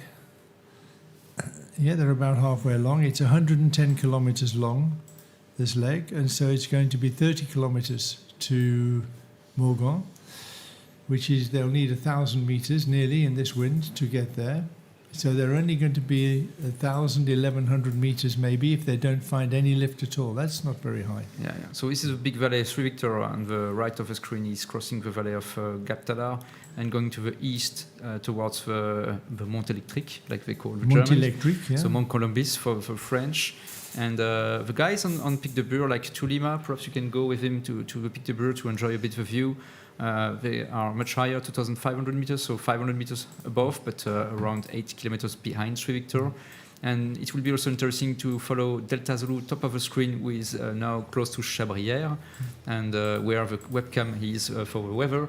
And he is quite low, 1,800 meters. And you can see this Bayard pass, Col Bayard, And it's really smooth things. You can't expect any energy with south blowing. It will help a bit, but not a strong energy. But where he's arriving should be good, and he could go all the way to Guillaume, and climb all the way along Guillaume and then cross over. This would be really funny if he makes really high on Guillaume and then cross over directly to Josy. I'm not making the usual way to go to Morgon. Yeah, but, I will show you. It's a big gamble because it's a long way.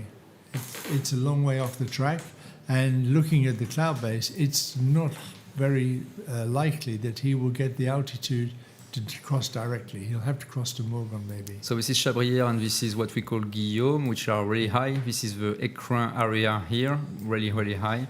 And Bostian will arrive quite low here, but he wants to use the dynamic, again, coming from the south like this. And he wants to be able perhaps to cross here and go to a much higher mountain to be around 2,800 meters, and then perhaps find a way to go direct to the turn points. And the other way, the classical way, would be normally to come here and follow this to go to the turn points. So completely two different way of thinking. But it's nice for us to see that somebody has taken a different route, but we're not sure yet that the other guys won't take this route from Seilles, because they might decide that the best altitude they can get at Seilles is still not enough. And there's 2,400 on the peak. That's almost enough. That's probably going to arrive on Morgon at 1,500. That should be okay. A bit more, I think, even. Yeah, 1,700, 1,800, which is quite okay. Which is okay. Yeah. They will see during this long glide. They will also feel if the wind is still strong in this area. And we know that it was in the forecast. Perhaps the wind will drop completely when you cross this valley. This is really usual of a gap valley. It's completely changed the wind and the strength of the wind. And whether or not there's a little bit of east in the wind or a little bit of west in the wind, because you will make a very big difference. If there's a little bit of east in the wind and you get a headwind, you're going to arrive much lower. But again, we told even before the start that the gear and the style would change from east to west. On the west, it was mainly dynamic. On the east, we go to thermic activity. And so the style of the pilots must change at one point. But where, we don't know. Thilo certainly thinks he's going to go straight across. He's not that high, but he's probably going to be just okay. He's 1,700 meters, and he's probably got 15 kilometers to run to the, so he should be okay. We can go back to a webcam from Réalon, and still it doesn't change a lot, but some nice cumulus on the right part of the screen. And Thilo is just, I'm sorry, but the webcam is at the maximum to the west, and it's just on the right part of the screen. After the screen, you have what we call Mont Colombis, and Thilo is coming from this area. So I think he's looking for a thermal to make, okay, I make a step, I climb a bit, and then I jump on Morgon. It needs to be good. You know, he's probably gone to Colombis completely to try to climb off that. But it's a last ditch if it doesn't work. Where do you go from there? The ones, Melanie and Alfa Romeo here, Gintas, they've climbed up pretty well. There's quite a group here have climbed up together. We should be able to, when we pick up the data again in a minute, we should be able to see who's in this group. And they will have climbed to a much higher altitude, but they had further to go. They're almost certainly going to be okay. If Thilo climbs well on Colombis, it should be okay for him. But if he doesn't, that could be a little bit difficult. So this is Morgon, going to the east to the turn point here with Grand Bérard. And there are some lower bumps here. We call that Morgonais, and perhaps they will want to just reach this area. And normally the wind will blow from the southwest like this. So we will be able to climb a bit and then jump to, as again and ever, you have this kind of limit with a green, and green is a bit too low. And then you have the rocks, and the rocks is the bandwidth you have to think about for the best glide and the best ridging to the east, then to the next turn point of Josy in the Ubaye Valley. But we will see that in a few minutes. So actually everybody's leaving the Pic de Bœuf now at around about 2,100, 2,200. So they're going to arrive at Morgon with enough height to take it round the corner. But what do you think, Ben? Do you think they'll all need to stop and climb a little bit if it's good on the corner there, or whether they can just run straight on down towards the turning point?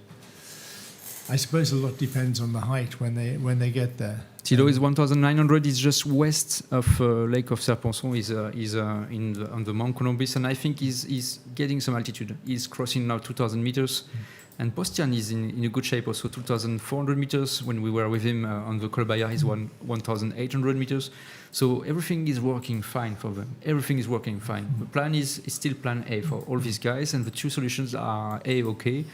The difference for Bostian is if he does not want to make this S and going back to Morgon, he will have to be really high to cross the mountains just north of Jauziers and west of Jauziers because they are really high, and this will be perhaps a difficulty. So I don't know if he is thinking in the cockpit, okay, I can invest time and go to Guillaume and super high and then cross the mountains, or if I go back to the right, to the south, and follow the Morgon and then Grand Bérard.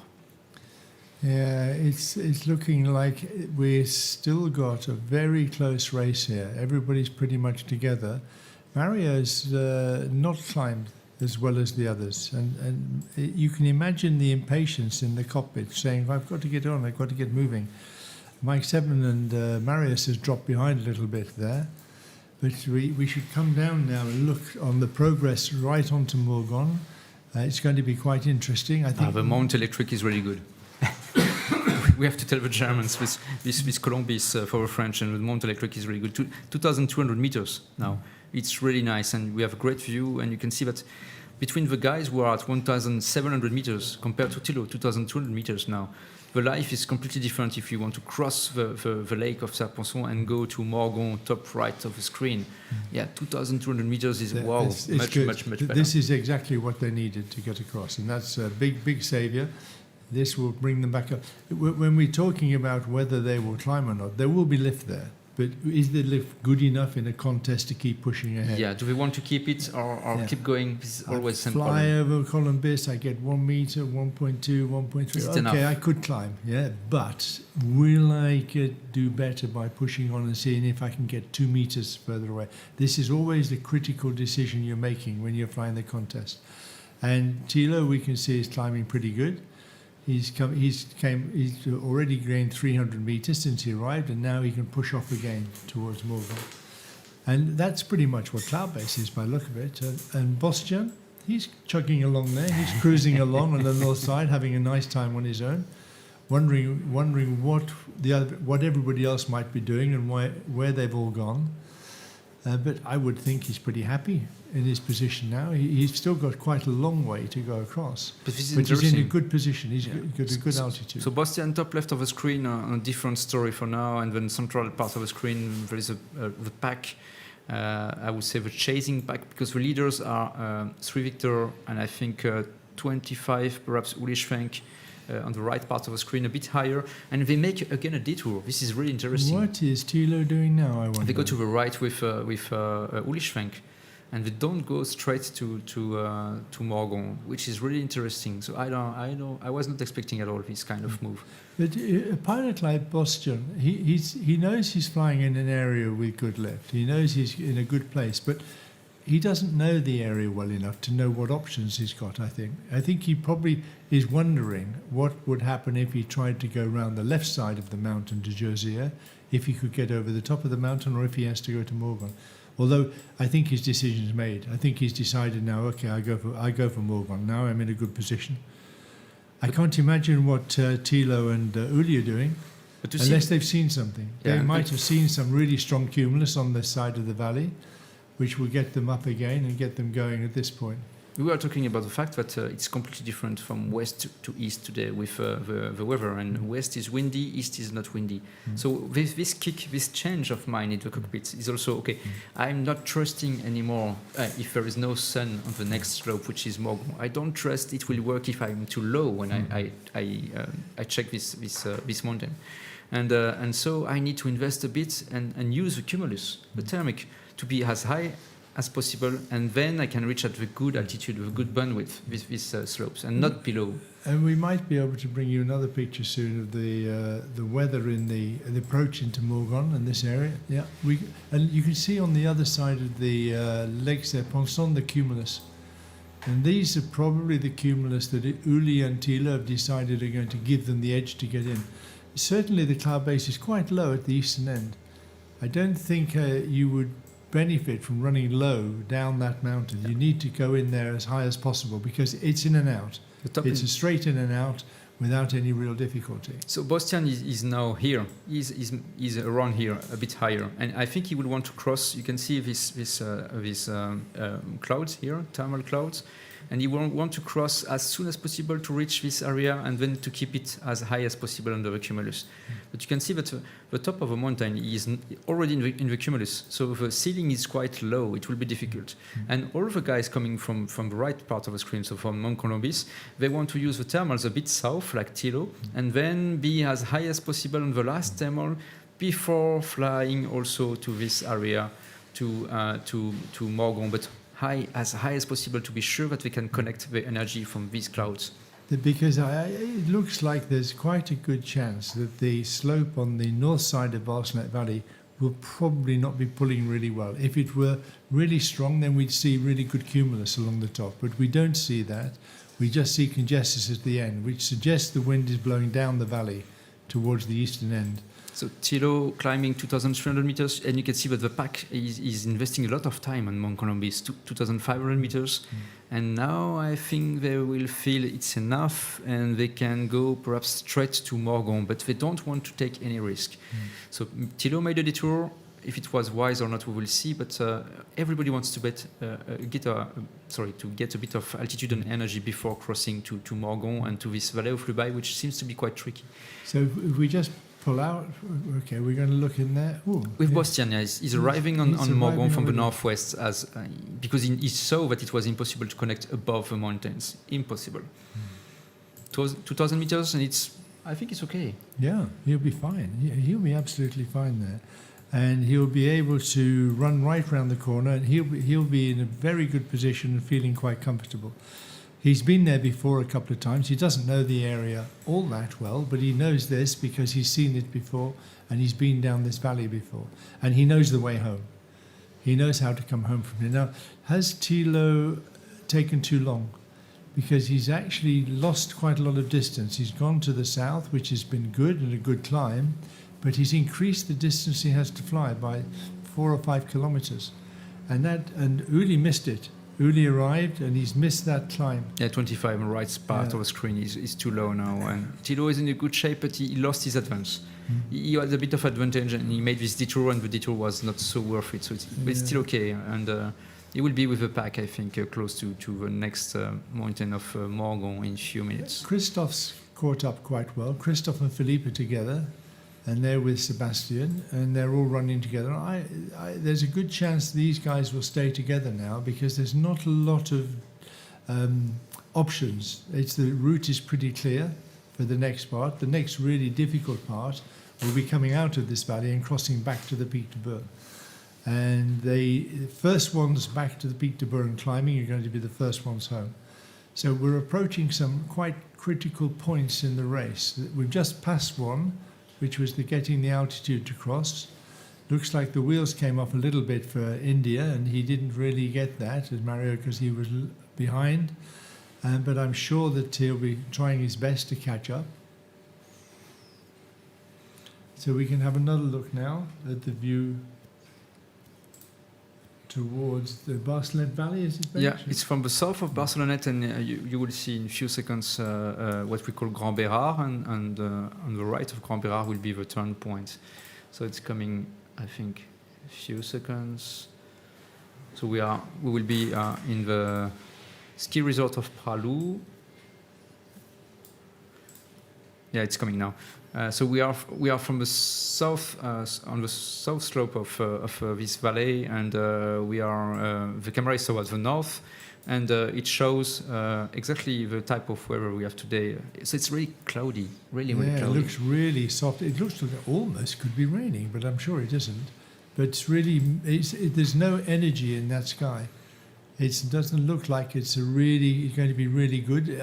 I'm sure there'll be lift along the Grand Bérard. So this is Grand Bérard, Yeah, and I'm sure there'll be some lift, but it doesn't look to me like it's going to be really fast run. Yeah, and we are talking a lot about the bandwidth, and you can see again this green thing, and as soon as it's green, it's not anymore really vertical slope. So And no sun.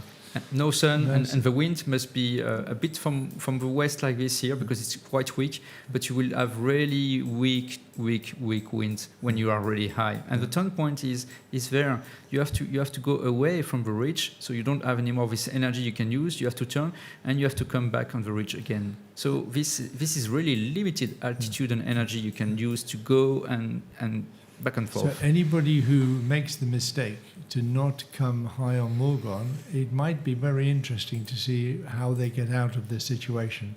And also we should take note of the speeds they're flying along here. If they're flying really slowly, it indicates that it's pretty weak. Thilo's got really high, and he's heading in from a different direction. He's running in from much more from the southwest. I can't see that he's going to gain any advantage from this, but you never know. We'll see how it unfolds. He's certainly got the altitude to run straight on now, to go straight past Morgon and keep going. So if Morgon happens to be poor with the shadow, and the rest of the leaders stop to climb there, he could have done a really good job. He's flying quite slowly. He's probably got a little bit of wind behind him, so he's a little bit of benefit on the ground speed. But he's certainly not pushing hard. He's taking it pretty gently along here. And he's really nice altitude, 2,500. Yeah, that would be very comfortable, I would have thought, just there. So the group of Bostian and Morgon on the left part of the screen with Porter time, but 2,500 meters, and all the pack is there, I think, behind a bit Bostian, because they just left the thermal a few minutes ago. And Thilo is alone, also 2,500 meters. We will get some really nice footage directly from the Morgon with pilots circling to get some more altitude there. Yeah, and it will be obvious in a moment if Morgon's going to work. It's going to be a point in the flight where Thilo will either have benefited a lot from going to the south, or his benefit will be negligible, if any, because of the extra distance he's had to fly, even though he climbed well and he's got a good altitude. A lot depends now on what happened, and we don't know what's happened to Bostian, if he's gone straight on, or if he's stopped to climb. He's Morgon with leading well. And he looks like he's 2.5 now, he's 2,500, something like this. So that should be quite a good altitude for him to run down the valley. Get some data from Oscar Sierra. Sebastian Kawa now also leading the pack. He's 2,300 meters, which is quite okay in this area.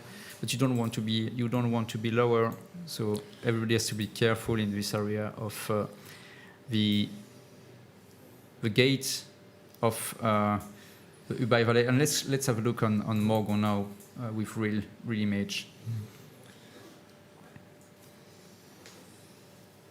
So yeah, we are with GS3 of Catherine Zenin with all the pack turning and turning and turning. It's a bit shady, but there's still a bit of sun. It's a GoPro, so it's always a bit more perfect than the reality. And you can see the really nice... And you can see the face they need to climb on. The face is southwest. Yeah, southwest as expected. Scoops the air up beautifully from out of the valley. The lake is beautiful, as always. And it's a bit moister, but let's go back to 3D now. Yeah. To where they really are. And Thilo's, Uli's climbing up, but he's not done so well going this way. He'll be kicking himself. He'll be thinking, what made me follow Thilo over here? Why did I not get that climb? No, Uli was in front of Thilo, and I think Uli made maybe Thilo was following Uli, and he's now thinking, well, why did Thilo leave me? He's deserted me, my friend. Let's go back with Thilo and zoom on Thilo, because we have some data, and I don't know why he made this decision. We will have to ask him. He's going to Dormeuse. Yeah, why going to Dormeuse? What was the point to go there? Cumulus on the top, maybe. Yeah, perhaps you want to go through the south way, so like the other days, and follow to Chapeau de Gendarme, because I think there is more sun there. It's more east, it's more southeast, and there is more sun and more possibilities to get something. But now he's crossing the valley, so. My money's on him going straight across because he's come here because there was a nice cumulus, but it hasn't worked so well. No. But he can go directly. Now you were talking a moment ago, Benji, about the edge of the woods and the area at the top, the stone area, the rock area. He's going to arrive pretty close to the junction. He's not going to be far above the trees. And if Thilo will be thinking, this is tricky. He's not flying very fast, look. He's flying for altitude. He's going to cross as gently as he can. Hope that he gets some rising air on the way over to help him. And he should arrive just on that first corner. And he's missing out altogether Morgon, which we look in a moment and see if everybody else has climbed well on Morgon. When we get the data back, we should be able to see. You have a very nice slope here we call Tête de Louis XVI, so Tête of Louis XVI, one of the King of France. And you can see that the slope is really like this. Very nice, and to the south, so this will be a rocky area you can use to get some thermal, because then if you don't make a bit of time here to get some altitude, you don't want to cross directly to this area of Grand Bérard here, because you will be too low, and then at Grand Bérard you can see that it's flatter and flatter and flatter and flatter. It's really flat, it's not usable at all. You are too low. You need to be on this cross section and you need to be at this altitude at the point, or you will lose a lot of time. Delta Zulu, we have Bostian running in. He'll be pleased with himself that his strategy worked out really well. And not far behind him, we have Sebastian. And just behind Sebastian, I think we might have Philippe. Yeah, he's with the pack. Yeah, and he's the with pack the pack. is there together. Melanie is here. I think we have Thomas Kostner here. I think we have Christophe Abadi not so far away. I can see Melanie just a bit behind the pack, but she's there. I think Lima Bravo Maximilian says is also here, and but Bostian, let's go to Bostian because he's doing well there. Yeah, and he's exactly at the good altitude. You can see that he is exactly at the good altitude. So we come right in behind Bostian and watch him fly around the bowl into the right in close behind him. Let's watch him, leave him closer if we can. And you can see that it's just at the limit. The green is flatter. As soon as you go to the green, it's flatter. So it's flying slowly, 160, and he will use this extra speed just to reach the good altitude in few seconds, to be on the much more vertical slope, and then to do the best he can. But as we said, it doesn't look like there's a lot of energy. On a day when this is good with sunshine, he'd be going up at 1 meter, 1.5 meters now. The third numbers on the the bottom left of the screen, you have information about, technical information about Bostian. So 2,400 meters, he's flying 148, and the third number, Vario 0.9. This is weak. This is weak slope, and he is really cautious. He is really cautious. He's not flying fast. He wants to just keep the altitude because the turn point again is in the valley. And he won't want to stop to climb. He's going to use what he can, flying slowly and just using whatever lift he can to give him as much height as possible, because the return from the turning point, you don't want to be lower than this. No. And he'll be feeling that now. He'll be thinking to himself, this is not so good. Lower than this will be even more difficult. Yeah, he will thinking, I'm not very comfortable about being much lower here, because it's not really working even up here. So the numbers you can see on the label of Delta Zulu, 0.91 meters. Okay, so now he has a bit of lift, 1.5. It's raising, he gets some altitude. He's flying 135 kilometers per hour. It doesn't spare any energy. He wants to gather the most he can. And now he's losing altitude, -2 meters. So it's just up and down, up and down, up and down, but really, really cautious. He wants to be the highest possible. And if there is something he can use to be higher, I think he will invest a bit of time. And there's a chasing group, but I think we can probably stick with him for a little while as he comes around the corner. Let's see how much height he can gain. He hasn't really gained any height. No. He's just managing to keep it at the same altitude, and he's thinking about how to do the best to go back to after the turn point. So if you look at what's happening behind him now. Yep, chasing group with I think Mr. Sebastian Kawa leading the group, Oscar Sierra. And Philippe, and we have Bravo Kilo here with Oscar Gudrian is here. Catherine Zenner, Oscar's with Werner Amann, and I think Tulima, Christopher Abadi is here. It's been really yo-yo today, really yo-yo. And Melanie is a bit behind, but she's really high. Yeah. So if we and come they do on, the same. They do the same. They want to keep the altitude. They want to keep the altitude. It's energy for today, and you have to. You can see Lima Golf is going straight to the slope on the left part of the screen, and the others. They are hesitating. Do I go directly to the south part of Grand-Bérat, or do I follow the slopes first? And the great thing is that if you're in the back of this, if you're with Maximilian, for example, he will be able to see where the energy is good. He'll be able to anticipate because he can see the guys in front of him. They're either going up a little bit or they're going in a little bit, and he can watch to see where the energy is good. And they are lower than Bostian Prestige, 100 meters lower. Yeah. It's different life, 100 meters, just 100 meters. And they want to be as high as possible at the end of this mountain. They're only 8 kilometers from the turning point. So when they leave the mountain to take the turn, how far? About 2 kilometers to the turn, 2 kilometers back. Yeah, 4 to 5 total. It's something. It's 100 meters. It's at least it's 100, 150 meters. Yeah. And even if you come off the end, that's going to make quite a difference to the run home. Sebastian's about the same height as the guys behind, so they're watching. Philippe's a little bit lower. Yeah. So everybody's watching, everybody's taking it easy. And you can see Philippe Ecole-Juliette, he has to go a bit to the right because he's really pushed by the terrain. Yeah. He can't follow the same path as Oscar Sierra. Again, 50 meters difference. And Oscar Sierra's found a little bit there. He climbed up a little bit. Maybe we come right in behind him again and tuck in behind Whiskey Golf, and we can see what's happening here. It's a good area for Oscar Sierra. You can see that the slope is much more usable because the green part is much more lower. So there is something we can use. Yeah, we are behind with Sebastian Kawa, and now we have Catherine Zenne just behind and a bit lower. Lima Golf, Oscar Goudrian also behind a bit lower. Ecole-Juliette struggling a bit more. Life in the cockpit is more difficult. Whiskey Golf just appearing now on the screen. Werner Amann from Austria. And now we can see the difference between Philippe, who's just a little lower. If we put Philippe down on the right side and Sebastian on the left side, and we can see that Philippe's being pushed out all the time. And he's just not getting much energy along there. Delta Zulu just making the turn point, 2,270 meters, 2,270. We have to write this number, and we will check if the other pilots manage to make the same altitude, because this will be one of the key points to go back to a terrain. Yeah, so we're going to see Delta Zulu coming the other way through them, and they're going to be pretty similar altitudes. So watch out, guys. They all look out carefully because Bostian's coming back the other way. And I'm sure that the FLARM will give them a good indication that he's there. And as we come on to the last slope, it'll be quite fun to say hi to Bostian. Guys, I'm going home. But I made the turn point and I'm the same altitude as you, and you have to go there. Yeah.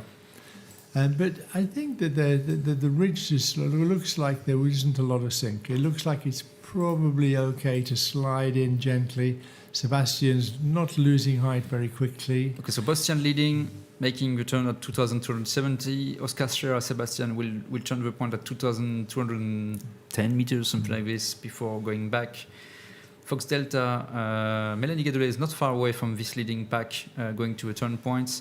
And Sri Victor, they are a bit behind, and it takes a bit of time. Thilo Ligaos with Coast Tango and Tulima to get a bit more altitude, I think, because he knows that if he's turning the turn point too low, it will be a big struggle to come back. So Sebastian is turning the point at 2,200 meters, 70 meters below what made Bostian. And Catherine Zenne will reach also the turn points really soon with Werner Amann, same altitude as Sebastian Kawa. So they will come back, I think, 70 to 100 meters below Bostian's altitude, like when they enter this valley. That's right. It doesn't sound like much, but it will make a difference. But I think it'll be quite okay. I think they'll be okay to just creep along back to Morgan. Thilo's in there with them. He's not really gained anything, but he hasn't really lost very much in this situation.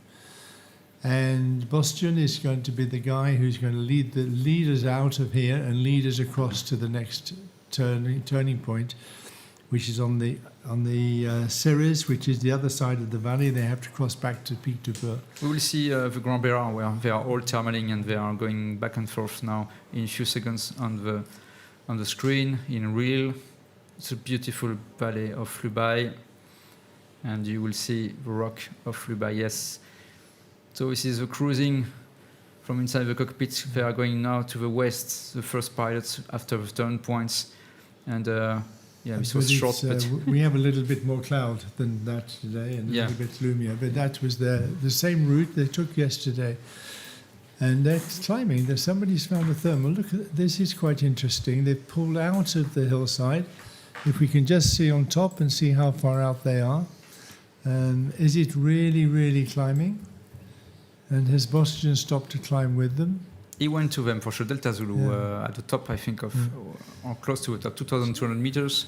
Christophe Abadi is 2,300 meters, but he's cruising to a turn point. So they're cruising in. So the pilots coming out of the turning point will see this now, and they will have a big advantage now to catch up by being able to divert a little into this climb.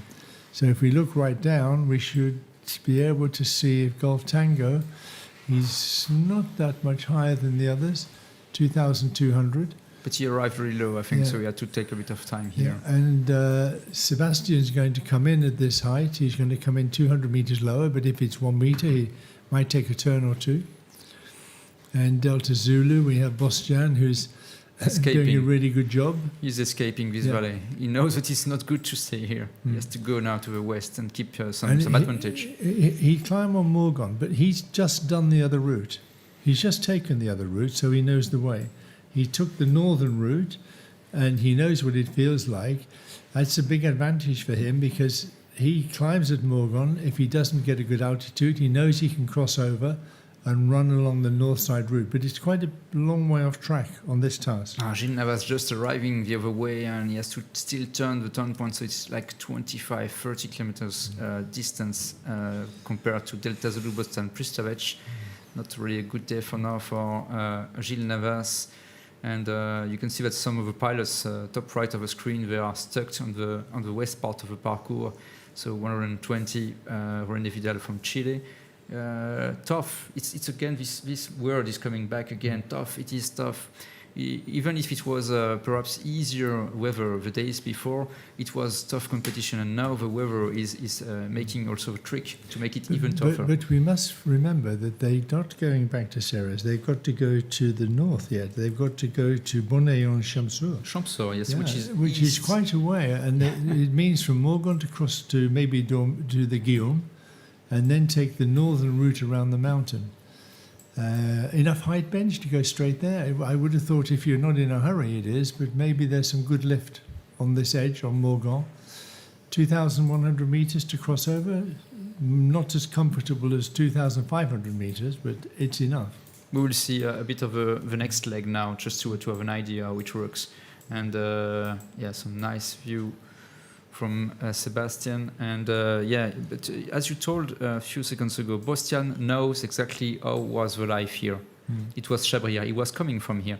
He was there, and when he crossed directly like this, and he followed the slopes to this turn point of Chausier, and he made a tremendous job. So now he's here, and he's going back to the west of Morgon, and he knows if it's worth it to go there, and I think it will be worth it, because you want to be the highest possible here, and perhaps on these slopes here. And if he can't climb so good, he will have to make the decision to go directly here or to go here, direct to a turn point, and then jump to a slope on the east of Pic de Bure. So this will be, if I think it's the detour is worth it, or if I have enough energy here to climb and think it's okay to make a turn point and then go to the slopes of Pic de Bure. And so when Bostian comes out of the valley, we'll have another look at the webcam and see what it's looking like over that way. Yeah, in a few seconds we will be able to. And Super Mario has appeared, and he's not feeling so comfortable. He's 1,500 meters and well out of Morgon Valley. See, when it goes wrong big time. And for Mario today, it's gone wrong big time. And we can see that he's still got a long way to go to come back into the valley. Okay, let's have a view on perhaps a few seconds just on the On the weather also, we can see on the webcam, just to have a view from Chabrières. So you know this webcam now. We are north part of Lake of Serponçon, and the webcam is towards the south. And you can see that it's still this weird organization of cumulus with this kind of line, which is, I think, what used Bostian.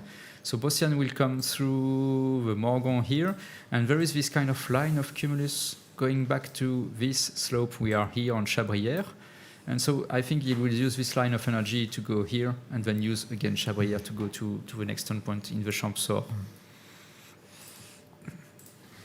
So we'll try to catch up with the progress that they're making coming out of the Valley of Barcelonnette. If we go right down, we can see that Bostian's ahead.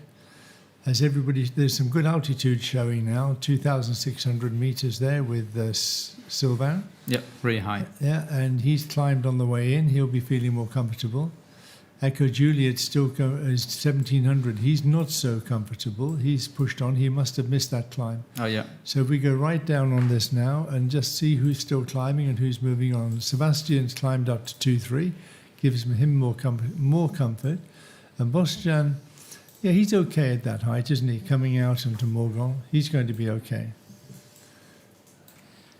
And so it's a bit messy situation here. There's people coming, people going, people running in, people running out. I would think that Sebastian's in a really good position now. He's 2,300. He's running to the west along the Barcelonnette Valley. He's going to come out okay. You have to be high. He's high, 2,200 meters. He's relatively high, I would say. And compared to Philippe de Péchy, he has to make all around the Tête de Louis XVI, which is a long, long way. You don't want to be low there. So he missed a step at one time. And if we can look at the speed that Sebastian's going, then we'll get a good idea of his confidence. And Werner Hamann together, Werner's climbing up. And Sebastian's not looking all that excited about the weather. He's still going at a steady, really comfortable 150 kilometers an hour. He'll be going into wind now, so he's probably flying about 170, 180. Lima Bravo, Maximilian Seiss is 2,000 meters. He's going towards the west, and he's making all around the Tête de Louis XVI. And Sébastien Cabois just pulled in this thermal, and he's following Maximilian Seiss. But you don't want to be low. You can see that it's not vertical at all. It's really soft slopes now. They could get it back pretty quickly on Morgon. If Morgon's working well, 200 meters can take just 2 or 3 turns. If it's working really well, it's a gamble. But in this situation, it's a gamble we're taking because they need to stay ahead of Sebastian if they want to get some good points today. There's a long way to go yet. This race is by no means over. The next part is going to be also pretty tricky. Getting into the next turning point and back onto an altitude for final glide could be really quite tricky. And it's anybody's mistake to make here.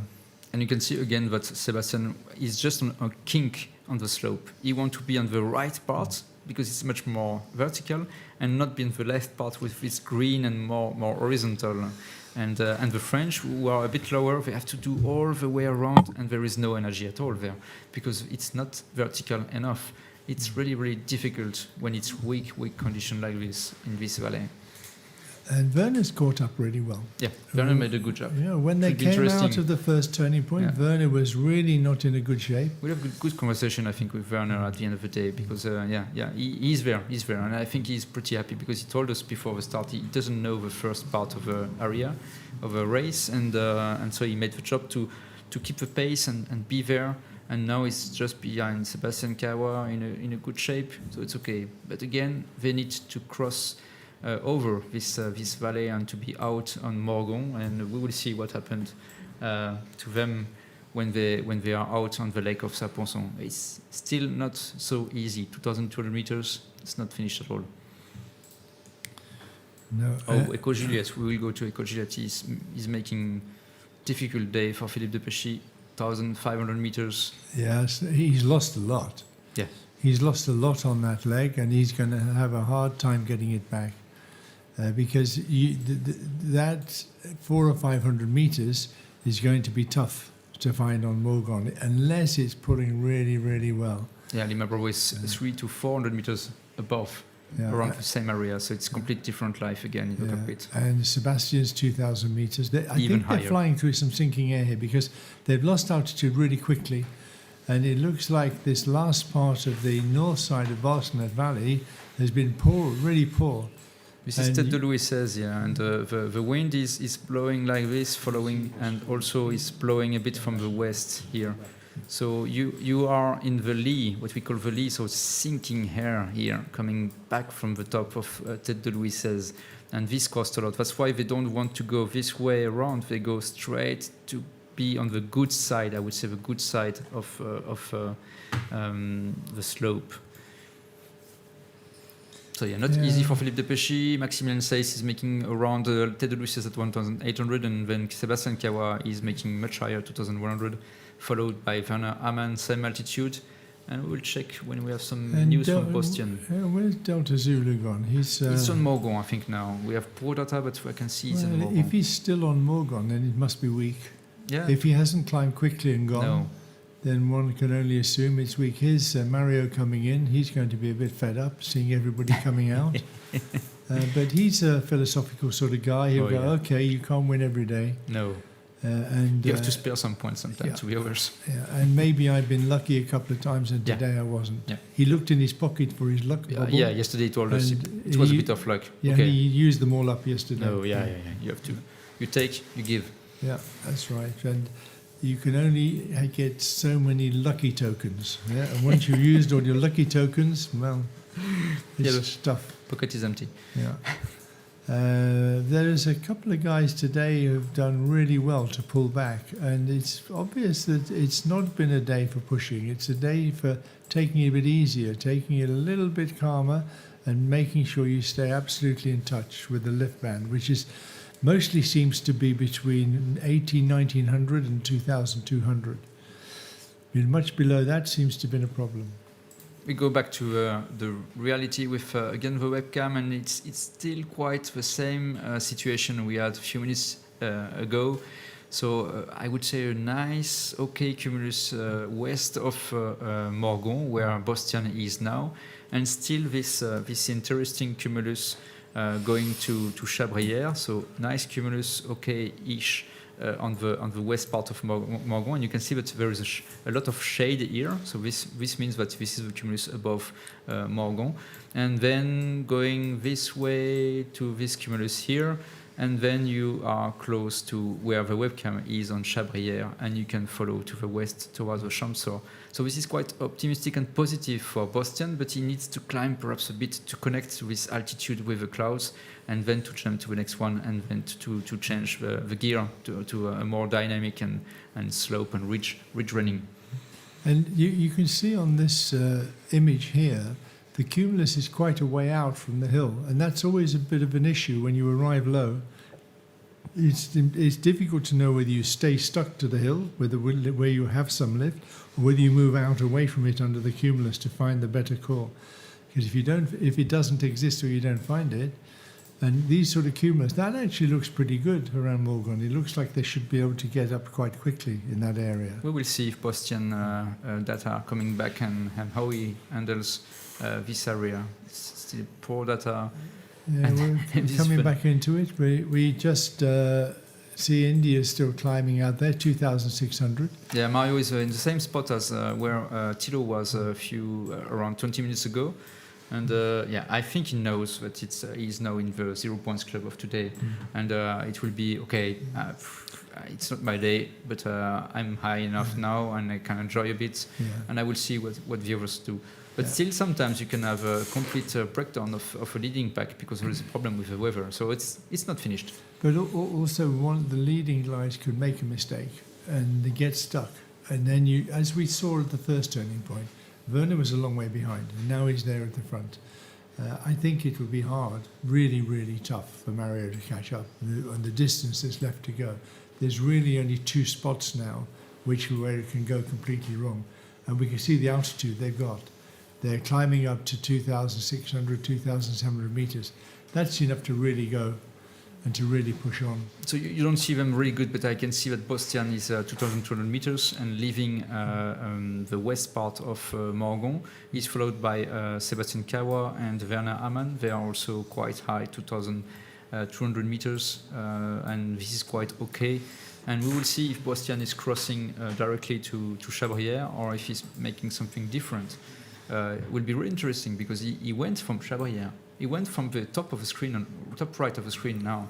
And it seems that he's going to the Mont Electric, the Colombis. Yeah, well, he's going that way. When it looks like it's a more secure route to go north. But what's interesting is that we don't have much data for the guys behind, but we can see Gintas and Thomas and Thiele have all climbed very high, and Catherine. So maybe we check out where they are, and just zoom out a little bit and find out what's happening, because that could be a game changer.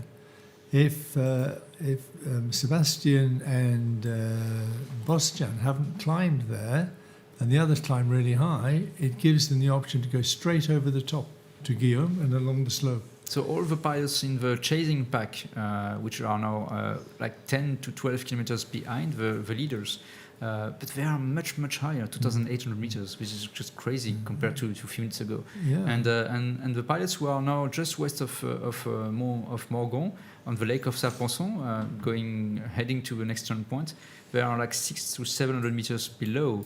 Okay, so 15 kilometers, 700 meters. It's like a tie, but they are late. The guys who are higher in chasing pack. So this is the missing thing. They are missing time for now. They are not missing energy, but time. And we will see if they can catch up with this extra altitude compared to the others. And also they will have a much more easy and much more straight ride following the slopes in this valley, because now they are really on the top. Well, certainly if Bostian and Maximilian and Philippe went straight on to electric, they're going to have to climb. They have to climb to make it, to get onto the higher ground towards the turning point. Whereas the group behind with Catherine, they have a much better option to go straight across the valley and join the ridge at an altitude where it should be good. And from there, they can push off to the north. It could be a critical moment. It could be an interesting moment coming up. You can see on the screen, Victor on the right. He is higher, so he can make directly to the highest part of the peak. And the others, as soon as you're a bit lower, they have to round. They have to make a round. All the way around. Yeah. Adds distance every time you do it. Always. So he will catch up to Lima and Bravo Kilo through Victor. And he was struggling a few minutes ago. He was struggling. And now I saw Melanie Gadoulet was struggling because she missed the thermal they used, and she's much lower in the valley, and it will be a long way to be out. But we can see that it looks like Bostian and Sébastien are climbing out there. It looks like they've got their climb, and they're coming back up again. With the thermic activity we saw with the webcam, it was expected that the Mont Electric just west of Morgon was okay, and they are climbing in this area. We shall see where they go, because they've gone quite a way to the south of track, and the track goes off to the north. So the next turn point I will show you is in the Champsaur. So this is Pic de Bure here, with the small hills east and south of Pic de Bure, and this is the next turn point they have to make rounded. And there was one option to follow Morgon and then go to Chabrière. We would say it's the northwest way. And with Delta Zulu, they took the decision to go, in fact, on the Mont Electric. So this is Colombis, and to get some thermal activity here. And then perhaps they have to follow a line of cumulus. I think they saw something to make this. I don't go to the right, I don't use the slope. No, I want to use the thermal activity and then go straight to a turn point. But we saw from the webcam photo that there were some cumulus out there. Yeah. And they're climbing okay. They're not climbing really well, but they're climbing okay. And the group was making 2,500, 2,600 a few minutes ago there. So it will climb quite enough. And looks like we can now see Sébastien State to climb. So when we zoom out a little bit, we'll see if the other group are coming in to join the same place, same time, because they should be just a little bit behind. And Sébastien has decided, I need the altitude here. He will go to Chabrière, I think. I'm pretty sure that he'll go to the north. in which case we will see whether Bostian's made a good decision. He went on the hills last time, so it's difficult to know why he didn't go back that way. I understand. It will be a good question to ask from Claire when she's at the finish line with Bostian. He made this Chabrière to go and back. He's not making Chabrière. I don't understand. This will be really interesting. Yeah, and we were expecting a hard ride at Morgon. We're expecting to go to the hills. But what we can't see is if Electric's got a really beautiful cumulus sitting on it, and saying, no, come this way, guys, Luxury. come this way. I'm over here, it's saying. So this is Mount Electric, this is Mount Columbus for French, and a lot of time when it's a bit weak and you have thermal activities, this is a good spot. This is a really good spot because you have a lot of, I would say, entonnoir, so like a cuvette. Yeah, and this makes some shapes where like the sun, balls. the balls, and the shape where the wind is not blowing the bubbles, so they can grow up and grow up and grow up gently because it's warming up and warming, and then they are released and they can be used. So it works quite okay. And yeah, Mr. Kawa is going to Chabrière. Yeah, and this next turning point is 1,000 meters. The ground is 1,000 meters. It's not so low. The turning point. It's not so low. It's not so low, and so you need to then get onto the Pic du Bourg. So it's a little bit higher even to come back onto the south face, and you'll need to leave Chabrière at well over 2,000 meters to get into the turn and out and round onto the peak in one go. And there won't be another option because the wind will be blowing down that valley and it'll be cleaning out the face. The eastern face, so you'll have to find the climb before you enter the valley. But you can see that Bostian has a good line. He's 2,500 meters and he's not dropping any meters now.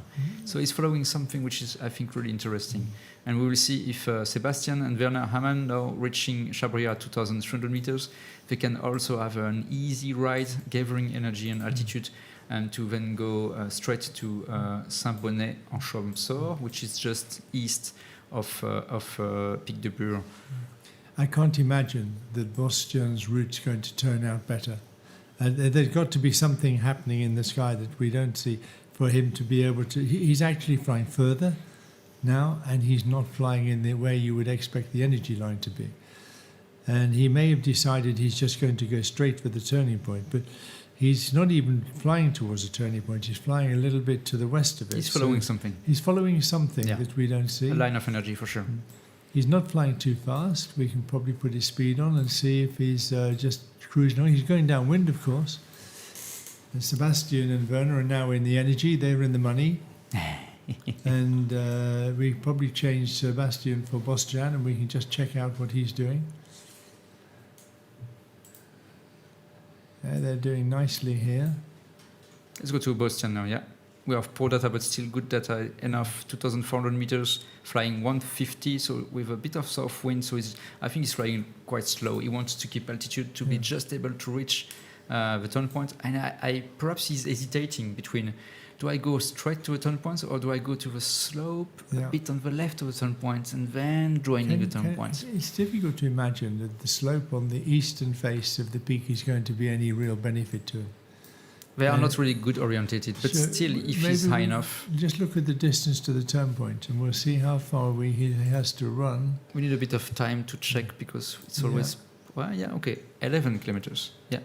So right part of the screen, all the data are about the distance to the next turn point in Saint-Bonnet. So Bostian is just 10 kilometers, and Sebastian is 10 more, so 20 kilometers with Werner Hamann.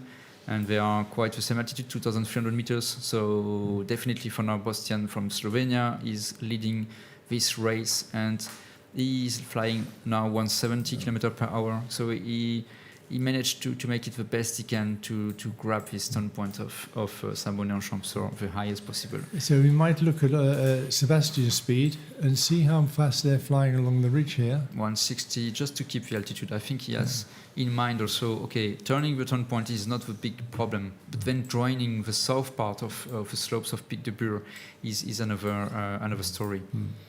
That's the next critical point in the flight, because that will be a final glide climb. if they can come off that Pic de Bure slope at 2,400 or more, it puts them in a very good position. I'm not sure Sebastian is so happy. I'm not sure he's so happy. This decision to make to Chabrière, normally you think, okay, it would be really nice. The wind will blow from the left part of my wings on these slopes, and I will gather a lot of energy, and it will be an easy ride, and then I will be high and straight to the next turn point. It's not really the case. It is not. He's 10 kilometers behind Bostian, and Bostian has a similar altitude. And of course, as we've seen from the various webcams, there's some good cumulus in the valleys. And Sebastian has to go now from the end. He has to leave the end of the mountain and run to the turning point. And it's 17 kilometers to go. 16 kilometers now to go, which is quite a hike. So across Sebastian, that valley, when the bottom of the valley is more than 1,000 meters. Sebastian is on Chabrière, and this is one of the highest peak of Chabrière called Piolit, and he is 2,300 meters. Perhaps he will go to a small slope here because he thinks that there is a bit of southwest wind blowing on this thing, but you can see that it's quite weak, but still it's on his path, so it's okay. He will use this small slope here. And Bostian is here in the middle of the valley. He made a really nice 2,005 meters here, and now he makes it the best he can to keep his altitude to reach this thing, the turn point in the Champs. But the big problem will be to be high enough here and then to go again on this slope here south of Pic de Bure. And we're not getting data for Bostian, but we might just be able to get his altitude if we put his data on the bottom, and it might be enough for us to just see how he's progressing into this turn. 2-2, yeah, see, And there's 2-2. not a lot of difference, and he's about 8 or 9 kilometers ahead. Yes.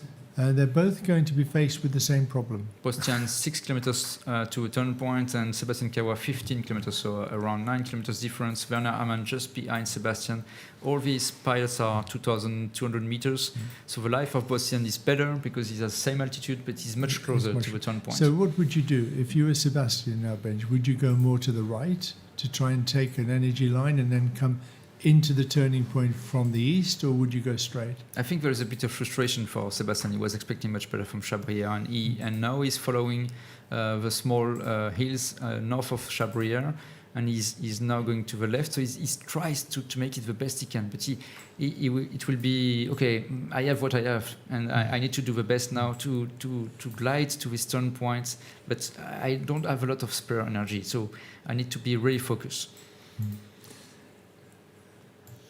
And we know that there's a group not far behind that climbed high. We don't have data for them at the moment, but they will be doing they'll be using one route or the other. And we should be able to pick them up as we run in. And we can see that there's quite a chasing pack, but they're a long way behind now. They've fallen back a good 10 kilometers. But they keep the same path as Bostian. Yeah. So they go to one Columbus, very high, 2,500, 2,600. So they go to this line of energy Bostian used.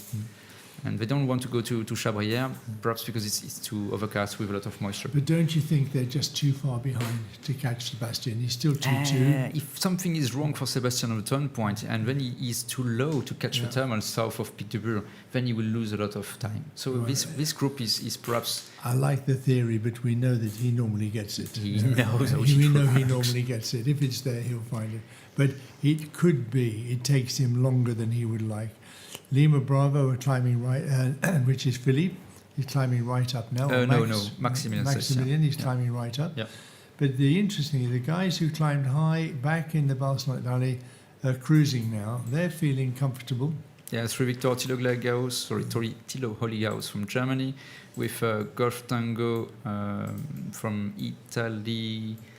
Sometimes Thomas Gostner, Bravo Kilo, Katrinzende from Germany. They are all at 2,600 meters. Maximilian Seis is not far away. I think there is a fourth pilot in this group, which is, I would say, the chasing big group and following the same path as Bostian Pristavec a few minutes ago to go to the next turn point in the Champs. And they are as high as Bostian was. 72 and Lima Bravo, so Maximilian Seis and Sylvain Jabot from French team. So let's check the distances to the turn point again and see what we get. Escar Sierra is reaching the turn point, and I think Bostian made it already. Yeah, because he's minus 1.2 kilometers, so he made the turn point. Yeah. So he's running out. And we can see the other guys are sort of 10, 15 kilometers behind. So they are well behind, but they have 500 meters of altitude. And that could make all the difference. They maybe only have about 300 meters of altitude. We don't really know what height Sebastian turned at, but we can expect him to have turned at about 2,000 meters. So we have some data from Boston in a few seconds. I want just to have his altitude because he's on the east part of Pic de Pure. And if 2,000 meters is coming in a few seconds on your screen. Yeah, almost 2,100 meters, which is okay, which is really okay. And compared to Sebastian, if you can have Sebastian. And Sebastian is a bit short of 2,000 and he needs to turn the turn points. So he will be 100 meters below Bastian at the same position.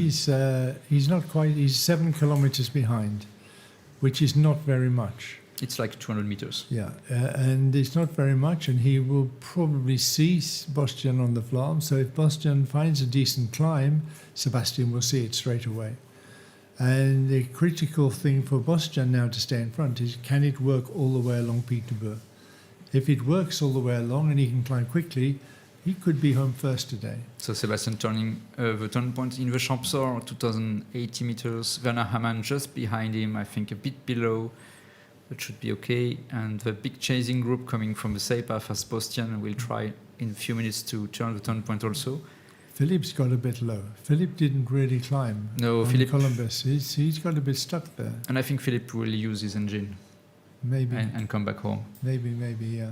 Maybe he'll decide that actually it's not worth taking any risk to go on any further because the ground's quite high ahead. He's heading into ground that's a similar height to him now. So Sebastian, 2,070 meters turning the point. Werner Hamann will be the third. And he's below. Ooh, this will be a bit painful if you can check the altitude. Yeah, Werner Hamann is rounding the turn point much, much lower, 1,900 meters. And we are talking a lot about this 50, 100, 150 meters you are missing compared to the others. And this can be a bit costly. So when they come on to the next corner, is the southeastern corner going to provide the potential for a good thermal, or will they have to fly all the way to the southwestern corner before they can expect to climb on the Pic de Bure? Yeah, you can see on this screen that you have this first slope here, and in fact, yes, the wind is parallel. So which way is north, Benj? The north is there. Yeah, okay. And the wind is from the south, and you can see that this is really parallel. Yeah. So they want to connect instead on this and go direct, follow this, because but they're not high enough to do that, do you think? I think it's just enough. It's just enough. They want to connect here if they can, and if they can't, they will have to connect all around here. They will have to go this way and follow if they can here or here. We can see this is a big spot. Coming now. This will be the big slope. spot. Yeah. So they've got to go quite a long way along the slope before they really connect with it. So this is okay, and Werner's not very high. So you're higher, like perhaps Bastian, you can connect directly. And then you go straight and around. Yeah. If you're a bit lower, you connect this way. If you're even a bit lower, you have to go always around more distance. So we're getting towards the critical stage now for the winning pilot. He's got to, the one who finds the next really good climb out of these three is probably going to be on the podium. But if they miss it altogether, then we could be looking at the guys coming up behind who are going to get there. Limagolf is coming and he will be really low.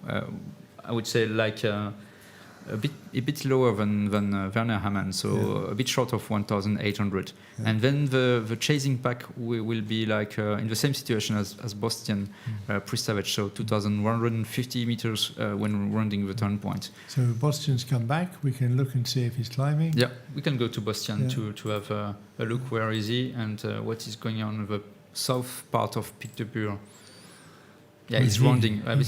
He was back, but here we go. He was able to connect directly. Yeah. He was able to connect directly. This is really interesting.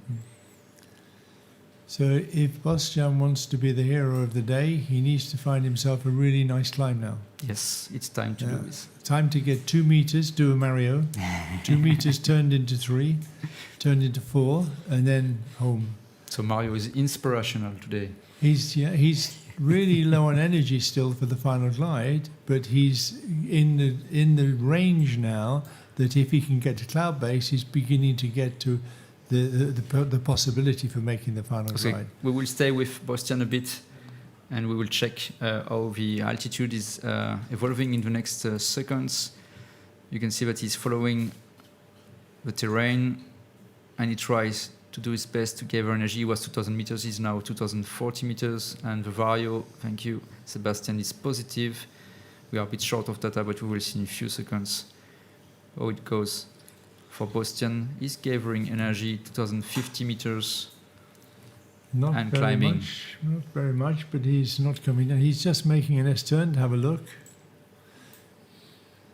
You can't really afford to wait too long, Bastian. You have to keep going. And we'll check also Sebastian Cabo, where is he? He's just bottom right of the screen.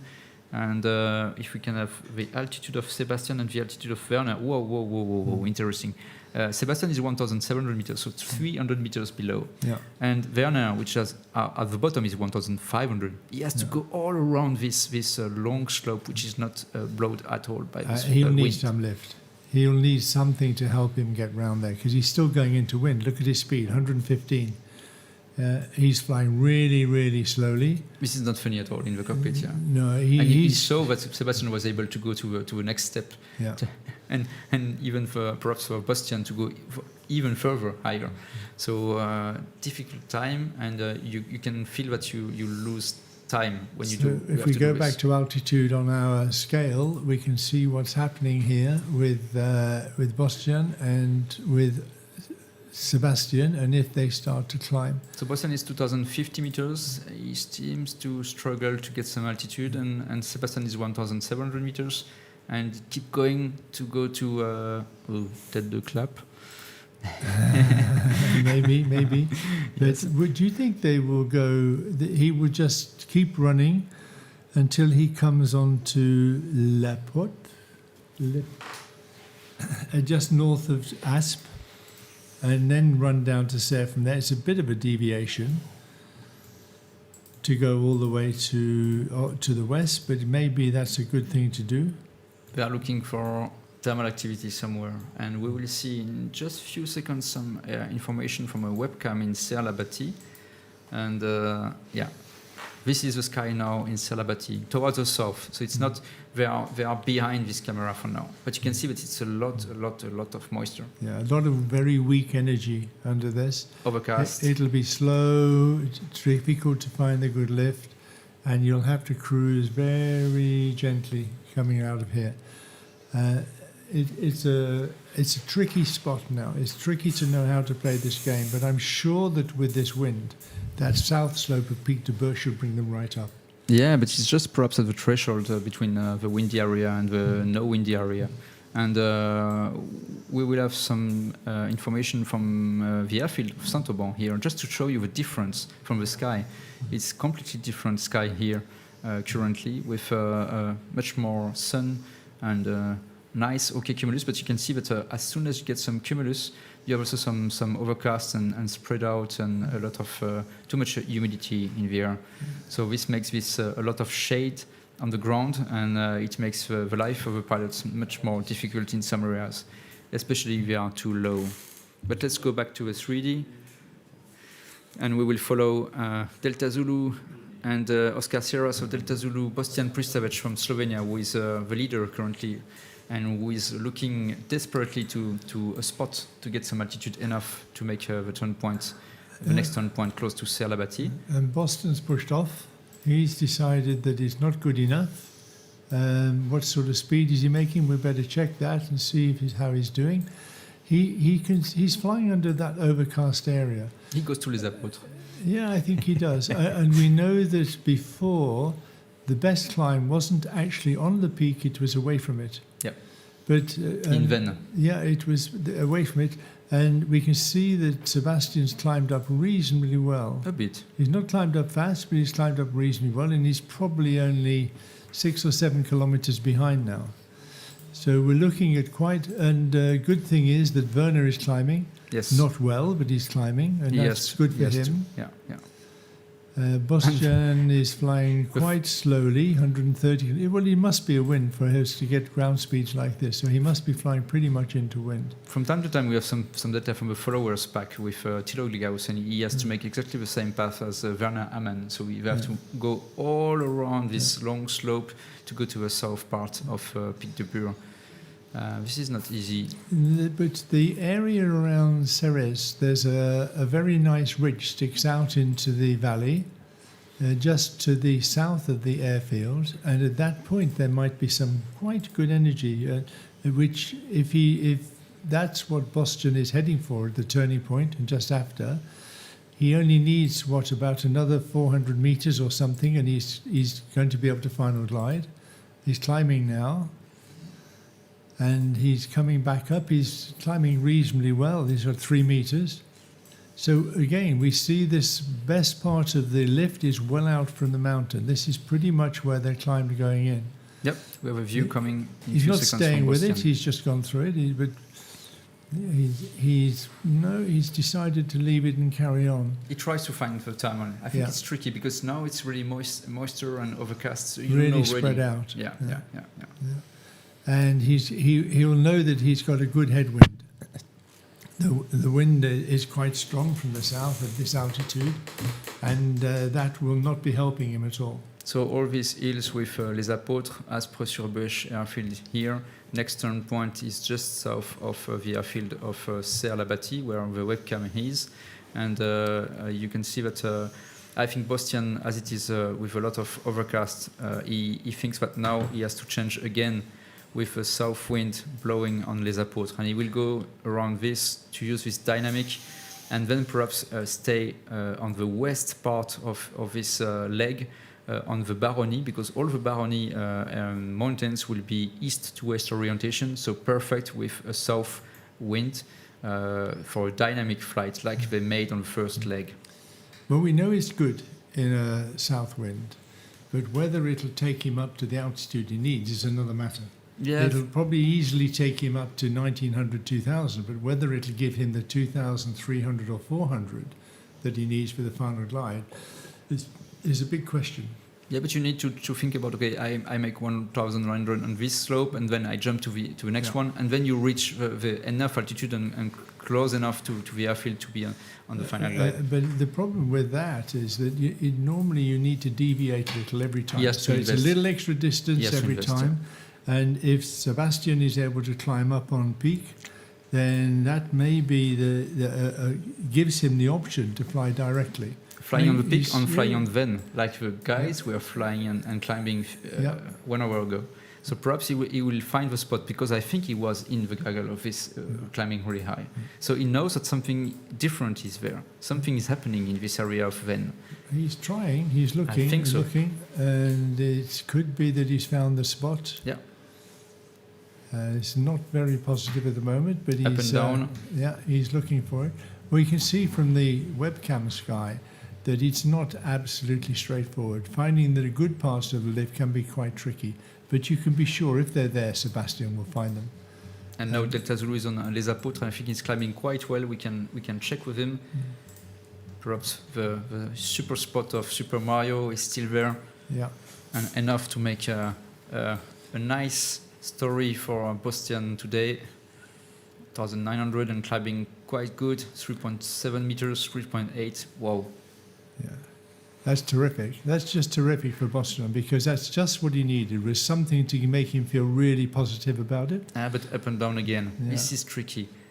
And you have to think about, I told you on Les Apôtres 1 hour ago, that you can use the dynamic, yes, but the dynamic is okay up to 300 meters. It's above. limited, that's right. That's why I was saying maybe he won't get the altitude. But look, he's going to be happier at 2,100 than he was at 1,800. Yeah, we wait for better data from Bastian to see if he can really climb in this bumpy area. But I think this is more a data glitch than Bastian. I think he's just generally, he's generally climbing okay. But he's looking for something, yeah, for sure. Yeah, and maybe we look back and see if everybody else is coming, and we'll pick Bastian up again later. So Bastian is leading with really close to the next turn point, 10 kilometers. Sebastian is 10 kilometers more, so 20 kilometers, and climbing quite okay now. He found the spot he knew was there 1 hour ago, and he tries to get the best for altitude and go direct to the next turn point. So it can be difficult for Bostian to keep the lead if Sebastian is making a great job in this area of Vennes. So we go back to altitude and we can look and see how the guys behind are getting on, because we've got Bravo Kilo and with Catherine, and we've got Thomas, and who else we got here? We've got a bunch of guys. We're closing up, but they're still quite a way behind and they're not as high. And Sebastian's found the climb. He's got his 2,100 meters. Yeah. He's climbing well. Bostian hasn't found the climb. No, he's leaving now, I think. He's leaving, and Sebastian, I don't think cloud base can be more than 2.2 or something like that. So he's made 2.5 in this area, I think. Yeah, maybe. Did you get the impression it was coming down a little bit? Well, Werner's catching him up. Werner's found his way round. Much lower. Yeah, he's come round the corner. He's looking to where Sebastian is. And under that sky, which is really spread out, you never really know if you're in the hot spot, in the sweet spot, because it's really difficult to see it. So you just have to feel your way through it. And Werner could easily find it just before. But Sebastian's doing a good job now. He's climbing up to a good altitude. We have a number of people climbing behind with Tulima. Christophe is there with them, so he can probably move on to the sweet spot now. From Serres, it's 45 kilometers. It's nearly 50 kilometers home. And they have to finish at 500 meters. So 50 kilometers, how much are they going to need in this wind? It's difficult to say because we don't really know the wind strength. From there? Yeah.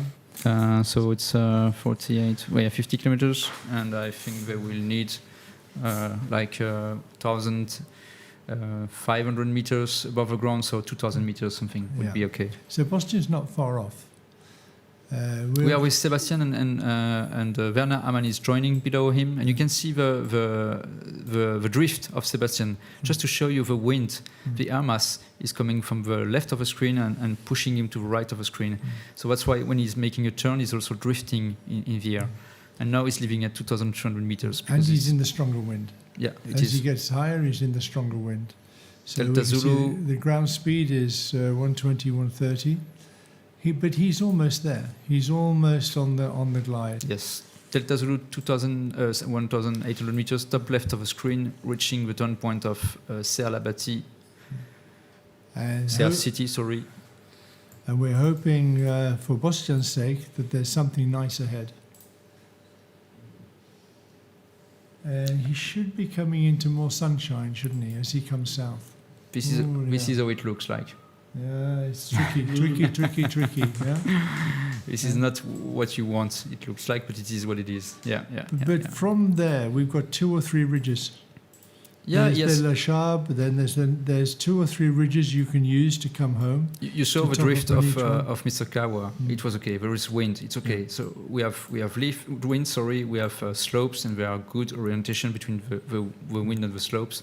So it will be okay. It's just a question of is he able to manage his distance advantage compared to Sebastian behind him. So 15 kilometers difference between Sebastian and Bostian, but Sebastian is much higher, like 400 meters more. And Bostian's 300 meters short. Yes. He's 300 meters short of his final glide. It's not a lot, but it's going to be tricky to find looking at that sky. But that turning point's in a good spot.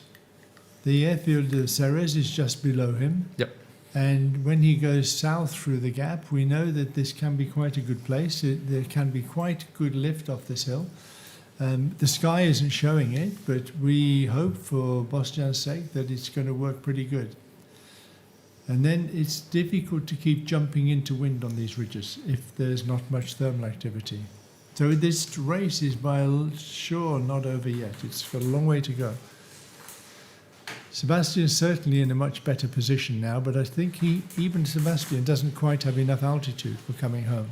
Okay, so this is Arambre, and just south of the airfield of Serre-la-Bâtie. and you can expect a bit of wind coming from the south like this. So Bostian will use a bit of his pumping energy before going to the turn points. And then the big question is he able to go?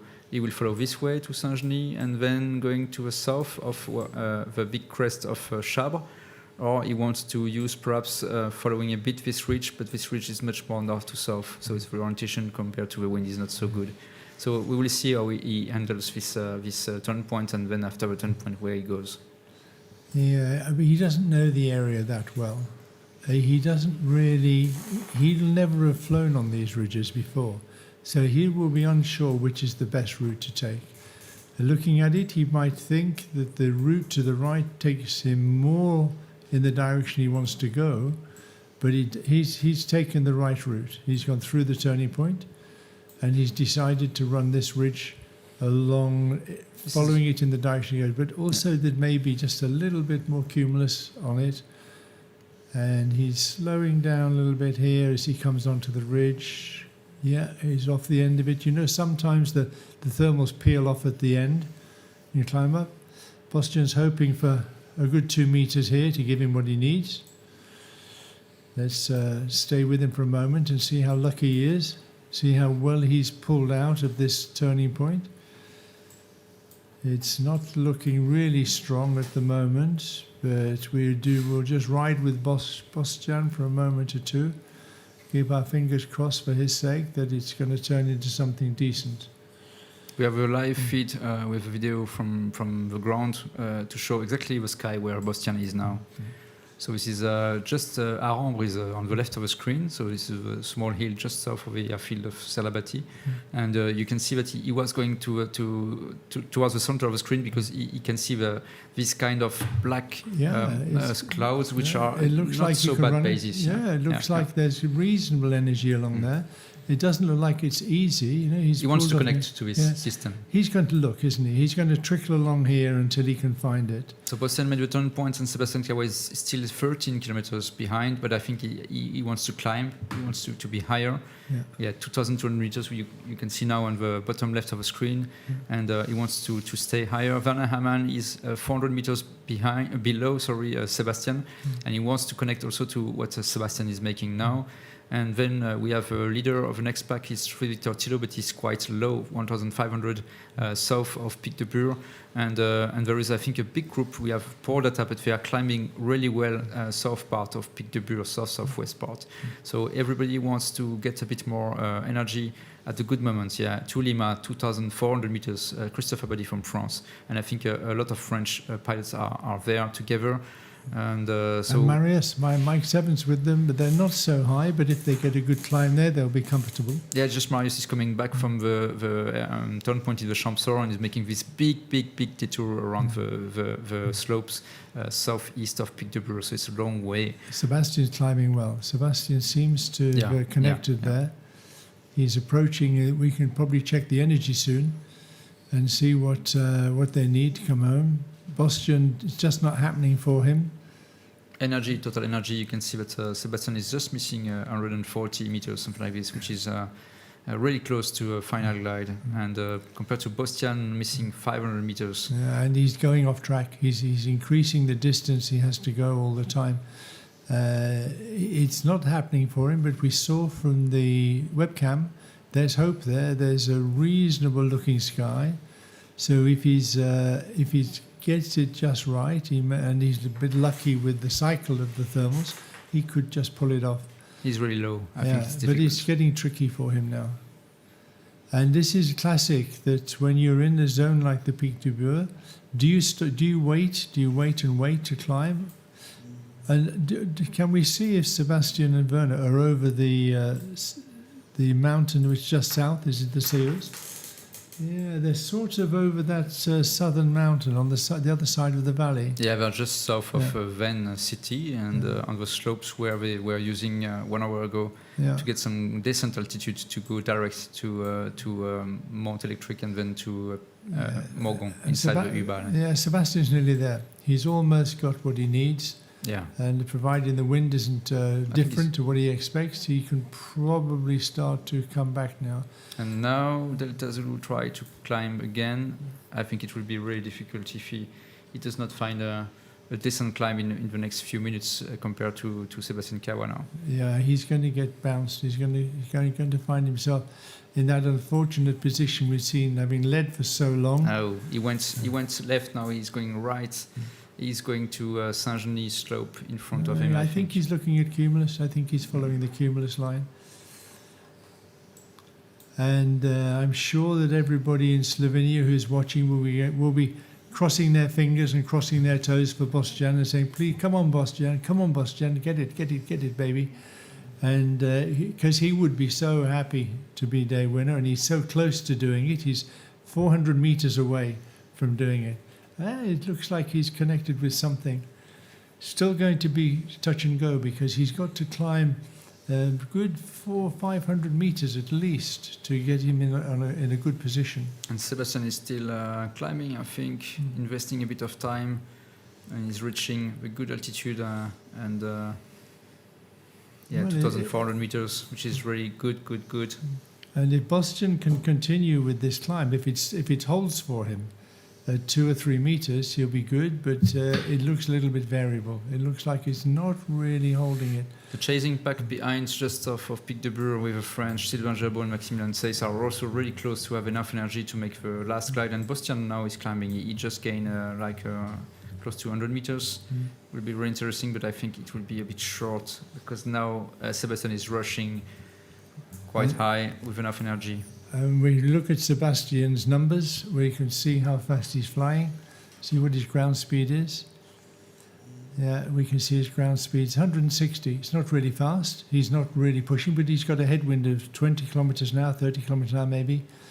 And so he's going to be flying at 180, 190. So he's looking confident. And we can see from the total energy that he's probably not far short of feeling good about this. When Boštjan's climbing, he's climbing quite well, but is he climbing fast enough? Is it going to be just a good enough thermal for him? Okay, Boštjan missing just 300 meters now, climbing good. And he's got 3 meters there. And the distance to run for the turn for Sebastian, he's got 54 left and Boštjan's got 43 left, so it's 10 kilometers. So come on, Boštjan, you've got about 5 minutes to get your altitude you need. And 4 minutes maybe. So he's really going to have to keep cranking it in there and keep his fingers crossed. He's leaving. Boštjan is leaving, I think. Yeah, well... He's not happy with the climb. Difficult. I can't believe he thinks he's good enough to come home. I'm pretty sure the thermal must have dropped off. I think he's okay. I don't climb enough. I need to go to this slope, this nice slope there, which is Chabre. And it's off track again and sinking air on the way. It's okay track, but he needs to make it around and then to be on the south part of Chabre, which is a bit of a pain. I still think he'll be looking at Cumulus more than hills. He'll still be. We can see from the sky that there'll be some lines of energy, and if he can find one, and he can connect up with it, he's got 40 kilometers to go. He's got 1,000 meters. That's not really good enough in this wind, I don't think. But he has good up and down. You can see that the altitude is managing to keep it the same, and he wants to find perhaps decent climb under this Cumulus we saw a few minutes ago on the webcam. They are black. They are a bit. Maybe we have another look at the webcam in a minute to see if it's changed. You can feel the pain. You can feel the tension for Boštjan. You can feel that he knows how marginal it is now, and he's just thinking, do I just creep on? 39 to go, still 1,500 meters thereabouts. Yeah. What shall I do? Shall I just keep trickling on? Here we go. And maybe Sebastian a little bit left. is close to a turn point now, 2,100 meters. Still on the glide, enough energy to come back home. Boštjan is missing 290 meters, and he will go direct south part of Montagne de Chabre. And then the chasing pack with a French team, I think Maximilian Seyss and Sylvain Gerbeau, are just 10 kilometers, a bit short, I would say 7 kilometers from the turn point of Sergar.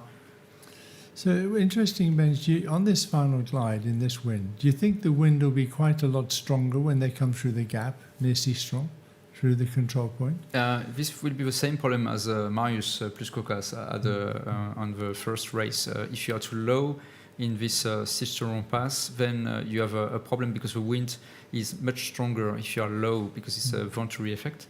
And so you have to be really careful if you are just short of energy. So you need to anticipate and perhaps to push on the stick after this pass and not before. We can see Bostian's flying really slowly, and he's gained altitude. He's gained nearly 100 meters. I'm not sure if he's circling or not. We can't really see. Well, yes, he's decided that this one's okay. Okay, 95 meters missing. He's come up 1600. Can he get the extra 100 that will give him the chance to go on? Of course, he's got a big disadvantage now because he's not going to be able to fly as fast as Sebastian. So 41 kilometers to the finish line now, and he's climbing quite okay. Just missing 25 kilometers. Sebastian Kawa is 40 meters above for the total energy. So it's just a question if Bostian can fly okay in this thing, and I think it will be okay. It will be okay. Well, we'll see. Sebastian's such a lot of experience at this sort of flying. He's got Bostian on his flam. He can see this lift. He can see what's happening. Bostian's coming up really well now, though. He's really piling it on. Now it's time. 1,800, and Sebastian has to push. He's flying 170. He's accelerating because he sees that it's a good cliff there, and he has to accelerate. And we've got now Bostian. Is he going to stay another turn? Yes, he's still. He's 1,800. He's got the energy now. He's in the positive zone. And he knows that Sebastian is coming. Yeah, he can manage Sebastian's dropped into the negative zone. 1,800 meters Sebastian altitude. can't push so hard now. He can't push quite as hard. And Bostian is still, he's left. I think he's just about to leave. He stopped climbing. He left. So he's on the way. So he should be okay if the wind doesn't get him on the way back. He's decided to go via La Charbre. Well, of course, he might get the lift, but he's going to get the sink. Oh, yeah. This is tense. I'm not sure he made a good decision to leave this thermal because now he will be a bit lower compared to Sebastian when he crosses this mountain of Charbre, and the lee will be much more effect compared to Sebastian when he is north of Charbre. He's taking another turn. But it hasn't really pulled him up that much. Okay, it's just on the final glide for Bostian with 0 meters extra. Sebastian is just 20 meters extra, so not so much also, but he will pull in the thermal where Bostian was. He'll fly through the same zone. He'll have that well marked. Sylvain Gerbeau is chasing on the pack behind, and with already enough energy to come back home normally, he's just making the turn point. Werner Amann is there, I think, but a bit lower. Yes, he's missing 200 meters lower than Sylvain Gerbeau. And then we have quite Lima a bunch Bravo, together. Maximilian Seys also on the glide. So Bostian needs to do something with next slope, and we will focus on him. He looked like he had it, and now it looks like it slipped away from him. But he will bounce just after. So it's you give, you take, always. We are on Charbre, great slope. I think we can say hello to all the pilots who made the championship in Cisteron 9 years ago, because they know extremely well this slope. But to gain any real altitude, he's going to have to fly along the ridge for a moment or two. Depends on what if there is one really spot where he can pull hard and get some energy, it will be really positive. For now, he's gaining energy. He's now again positive. He's pulling hard. Will he make a turn? I'm not sure it's worth it, but and then as long as the turn is all the way in the lifting air and he doesn't turn too soon, it's fine. Because Sebastian is really on the glide now, 100 meters extra energy. Bostian is 40 meters extra energy. And Sebastian is going to arrive at the same height. And if Sebastian is there at the same height, we know there's only one outcome. There's only one outcome to this, because Sebastian doesn't get this bit wrong. He gets this bit right. I think Sebastian's in the sink now. I think Bostian is pushing now. He's in the sink now, Sebastian. He's behind and he's lower. So he's got to fly through that sinking air. He's got minus out. He's got negative energy. Bostian he took the turn just before the Charbre. 2.3 kilometers. You can see in the next. We will 2.3 kilometers distance between the two. And the altitudes are similar. Sebastian has a little advantage in altitude. Not anymore. Bostian is higher now. He's pulling in the energy. Yeah, I think in Boston he's going. And he has the distance left. Is it to the airfield or to the turn point? I think it's the control to the point. To the control so 2 point. kilometers difference and same altitude now, and Sebastian has to go to this spot where Boston was. So how high is the top of the Sharp?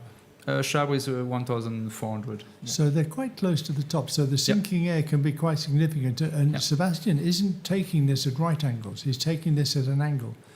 Yeah, which could give him a little bit longer in the sinking air. But I think he was counting on the fact that for Boston it was a bad story, and he could make it straight. And if it was a bad story where Boston was, I go straight. And there'll be a cumulus in the middle. Yeah, this is why they're going. It's a good to that story. point. I need to go there. There is no solution. Yeah. And now, if we go focus on Boston, you can see that the numbers is really plus. He's pushing and pulling a lot. And the energy, total energy on the top right of the screen is 240 meters now. So it's just bouncing and bouncing. The life is different than a few minutes ago when it was a bit too low to make this connection to this kind of dynamic flight. They're back to the same altitude, but Boston has 3 kilometers advantage. Yeah. Distance is now... Sebastian's done well. He's eaten up the 10 kilometers that Boston had back in the Pic du Beurre. So he's pulled back that 7 kilometers, but can he pull back the rest? It's difficult. Boston's flying quite quickly, quite a lot more quickly than Sebastian is, and that means he'll be pulling away all the time. We have 2 great pilots with a lot of experience in mountain area, and they do all the science now to make it the best they can with the trajectories around the slopes, to gather the most energy they can and keep it fast. You can see the speed now. And the wind is blowing head, so they are flying 200 kph. Yeah, they're flying 180, 190 certainly. At least, so they've got at least a 20 kilometer an hour headwind. Because they know they're connected to a system with more dynamic, and it's just a question of maintaining enough energy to go to the pass, and we will see this pass in a few seconds. I think the people on the video, they can show us perhaps the Cisteron, just to explain how it works in this low pass of Cisteron. So we are with Bostian Prusavec from Slovenia leading just in front of Sebastian Kawa from Poland, just behind, same altitude, and they are pushing hard for this last leg. And now Werner's on glide, Max is on glide, and Christoph. We just changed the distances to run for everybody and see how far back everybody is. And before we get to the really critical Sylvain Gerbeau point. is now to Chabre and also connecting to the system. He's above the final glide energy, so no problem, 100 meters. Distance on the scale, and let's just see how far everybody's got to go. So Lima Bravo Maximilian Seyss is also pushing hard and connecting to Chabre in a few seconds. So we're going to be very close in between. There's quite a few at 37, 41, 41. There's going to be quite a bunch together coming in at the same time as Werner, Thomas, Christoph and Catherine will be all together. This is the 9 top pilots we're seeing. So this is where the money is. Some data from, I think Tango Lima is Louis Budalik is also there. We have some data missing from the turn point. So for now, it's first Delta Zulu Bostian, second will be Sebastian Kawa, third 72 is Sylvain Gerbeau, fourth Lima Bravo Maximilian Seyss, then is Tango Lima, Louis Budalik, and Lima Golf, Oscar Goudrian. Oscar, I think he will be really happy. So we go back now to see the drama of the first 2. Sebastian seems to put the speed up quite a bit, but he's not really making much difference. They're both the same height, and it's still 3 kilometers. We check the distance again for you folks in a moment, and they both have positive energy. They both still look like they're have enough altitude for the distance. It's very tricky when you have a headwind like this because you're never really sure what you're going to encounter. And especially when you have to fly lower through the gap, you only have to fly in sinking air for few hundred meters to start making a big difference. So we are following Crête de Lannes, and the last problem there is what we call a candelure. So they really want to avoid the lee effect of candelure because the wind is blowing from the south here. So they don't want to go in the sink. So that's why he's investing a bit inside the valley, and then he will turn to the right to go to a turn point. Almost all the way to the road, but not quite before he turns to the right. He will want to see. He will want to be able to gauge the last part visually so that he can really be sure that he's not being too badly affected by the lee of the hill. Bostian is 1,400 meters, and the left part of Candelure is 1,200 meters. So he has this goal, 1,200 meters. I need to be there and to avoid the lee, and then I need just to push. He's not following the ridge much more. He's decided to go for the jugular. Yeah, managing his altitude. And he knows that behind somewhere is pressing. And also, he's probably dropped out of the headwind now. He's probably not got such a strong valley breeze, and so he's gained a bit of ground speed by coming in behind the hill. But the downside of that is he's got to fly into the lee of the hill and round the front side. Benj, this last little bit of slope along towards Saint-Aubin, which faces east, will we get some energy off that, off the valley breeze, or will it just be turbulence? Oh, you get some energy, but really late, because the problem of the Lure is really not steep at all toward the south. So it's really just a terrain which does not help a lot. Bostian must be happy in the cockpit because he's not slowing down. I know. He's cruising on. He's flying through a little bit of rising air and slowing down now. So for the picture that he sees in the cockpit is a good one. For us, it looks like he's still got a bit of an issue with the lee of the slope. No, we'll be okay. But he feels fine now, and he feels good about this. Yeah. This will be really okay. We made many times this arrival in this area, and even if he will have some lee for sure, but he has a lot of energy, 204 kilometers per hour.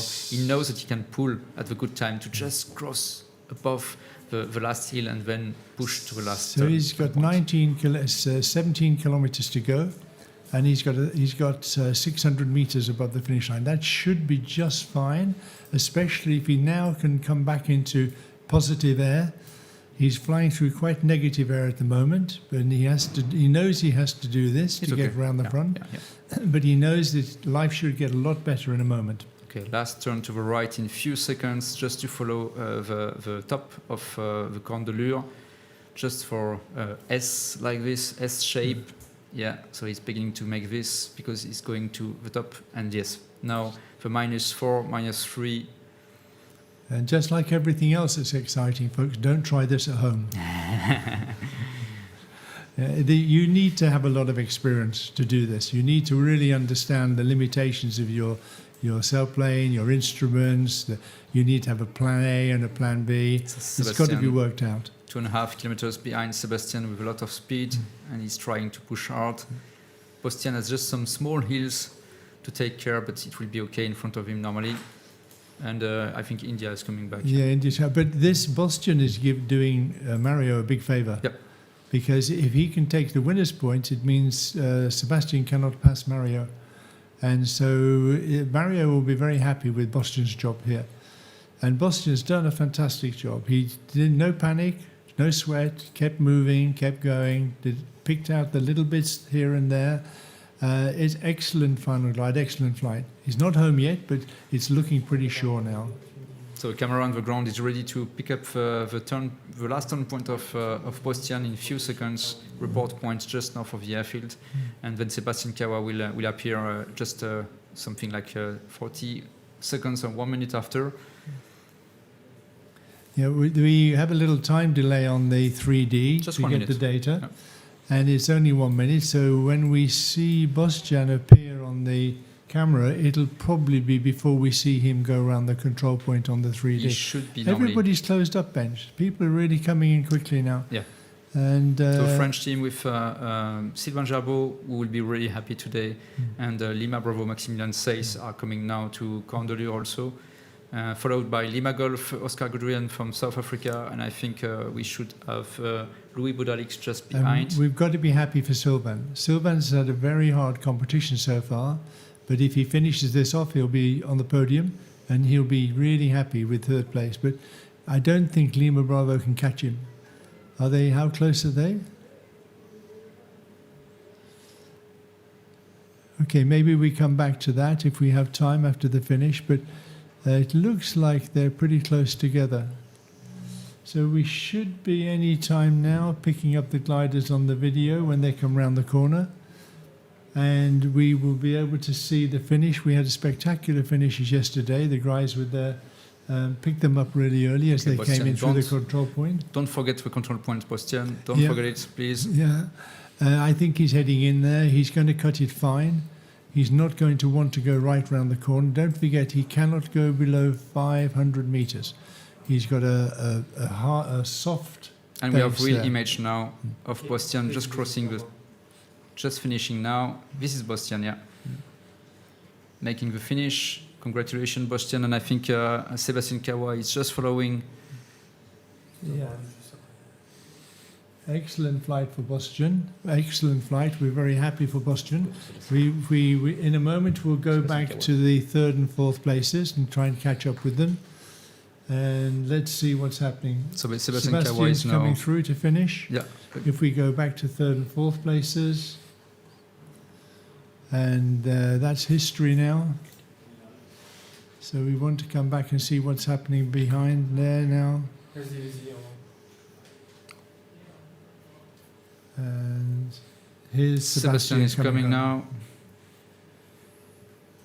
Can we go to third and fourth places so we can see the rest of the guys coming home, please? And there's Sebastian finishing. Good finish, Sebastian. Well done. And we have ASW 22 and no, Bastian. AS33. Sorry, AS33, quite right. So we have a French team, Sylvain Gerbeau and Maximilian Seys together, and I think it will be difficult for Maximilian to make it better. So first, for now, is Bojan Spreckley from Slovenia. Second is Sébastien Kawa from Poland. Third should be 72, Sylvain Gerbeau from France.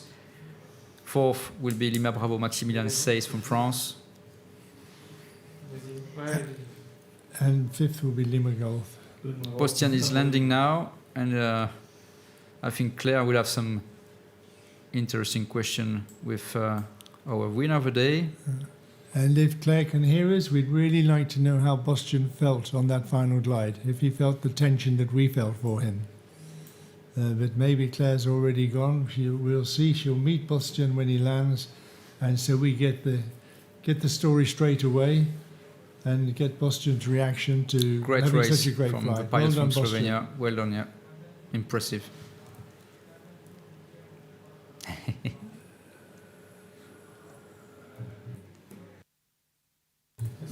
Okay, can we do you want to go straight to Claire? Yes, we are with Claire. Bastian, what a race. Congratulations. Yes. How was it? It was tricky. Mountains, weather, different winds, shadows, really tricky. You went through Chabrière when you went back to the second point. Yeah. But when you came, so that was a very good option. But when you came back, you decided to go through. Because there was shadow and a nice cloud, let's say, street towards from the turn point towards southeast, and I joined that line and I just went on the, let's say, good way to the turn point. Okay, what was the feeling when you found the last thermals, the last clamps that you really, really need? Yeah, I observed all the time on the back, most time Sebastian, and I saw that I'm around 10 kilometers in front, and that's why I made a little mistake on the last turn point in Aspre. I saw a very nice cumulus, but it was too far. So I rounded a little bit too long around, but nevertheless, It was very good for suspense. Thank you. You did a very good race. Enjoy. Thank you. Camera. Put the camera. So yeah, great race from Boston. Impressive. I love that. It was tricky. It was tricky for sure. Always the understatement from glider pilots. He's just done a great flight. He just pulled it off. He didn't succumb to the pressure. He didn't panic. He didn't do anything dumb. He just kept moving along. And all of the science you can feel when he talks about the wind would change and everything. And so it was part of a trick of the day to think about wind changing, and then using the thermals and using one way Chabrière to go to Morgon, and the other way not using Chabrière but using instead the Strait of Cumulus he was talking about. So tremendous job from this specialist of the mountain pilot from Slovenia, Bostian Pristavic. Really, really great. Yeah, and everybody's coming home now. It was a great race. We've been really entertained again. Fantastic race. Crazy finish. I don't think these guys realise how much tension they can create, and the way in which they keep changing positions in the race. It makes it very exciting for us to watch, and I'm sure it makes it very exciting in the cockpit. The next race we put something to just have our beat here, Yeah. our card beat to just make it. And we had a comment from the pilots that when they come back and watch the race, they didn't realise sometimes what had happened, and they watch it and they can see that I didn't realise that was happening at the time. Otherwise, I might have done something different. But when we see the whole picture, then we can get really into the race. We can really feel for each of them when they're making the mistake, when it's going well, when they're a little bit unlucky, and it makes it a very exciting sport to watch.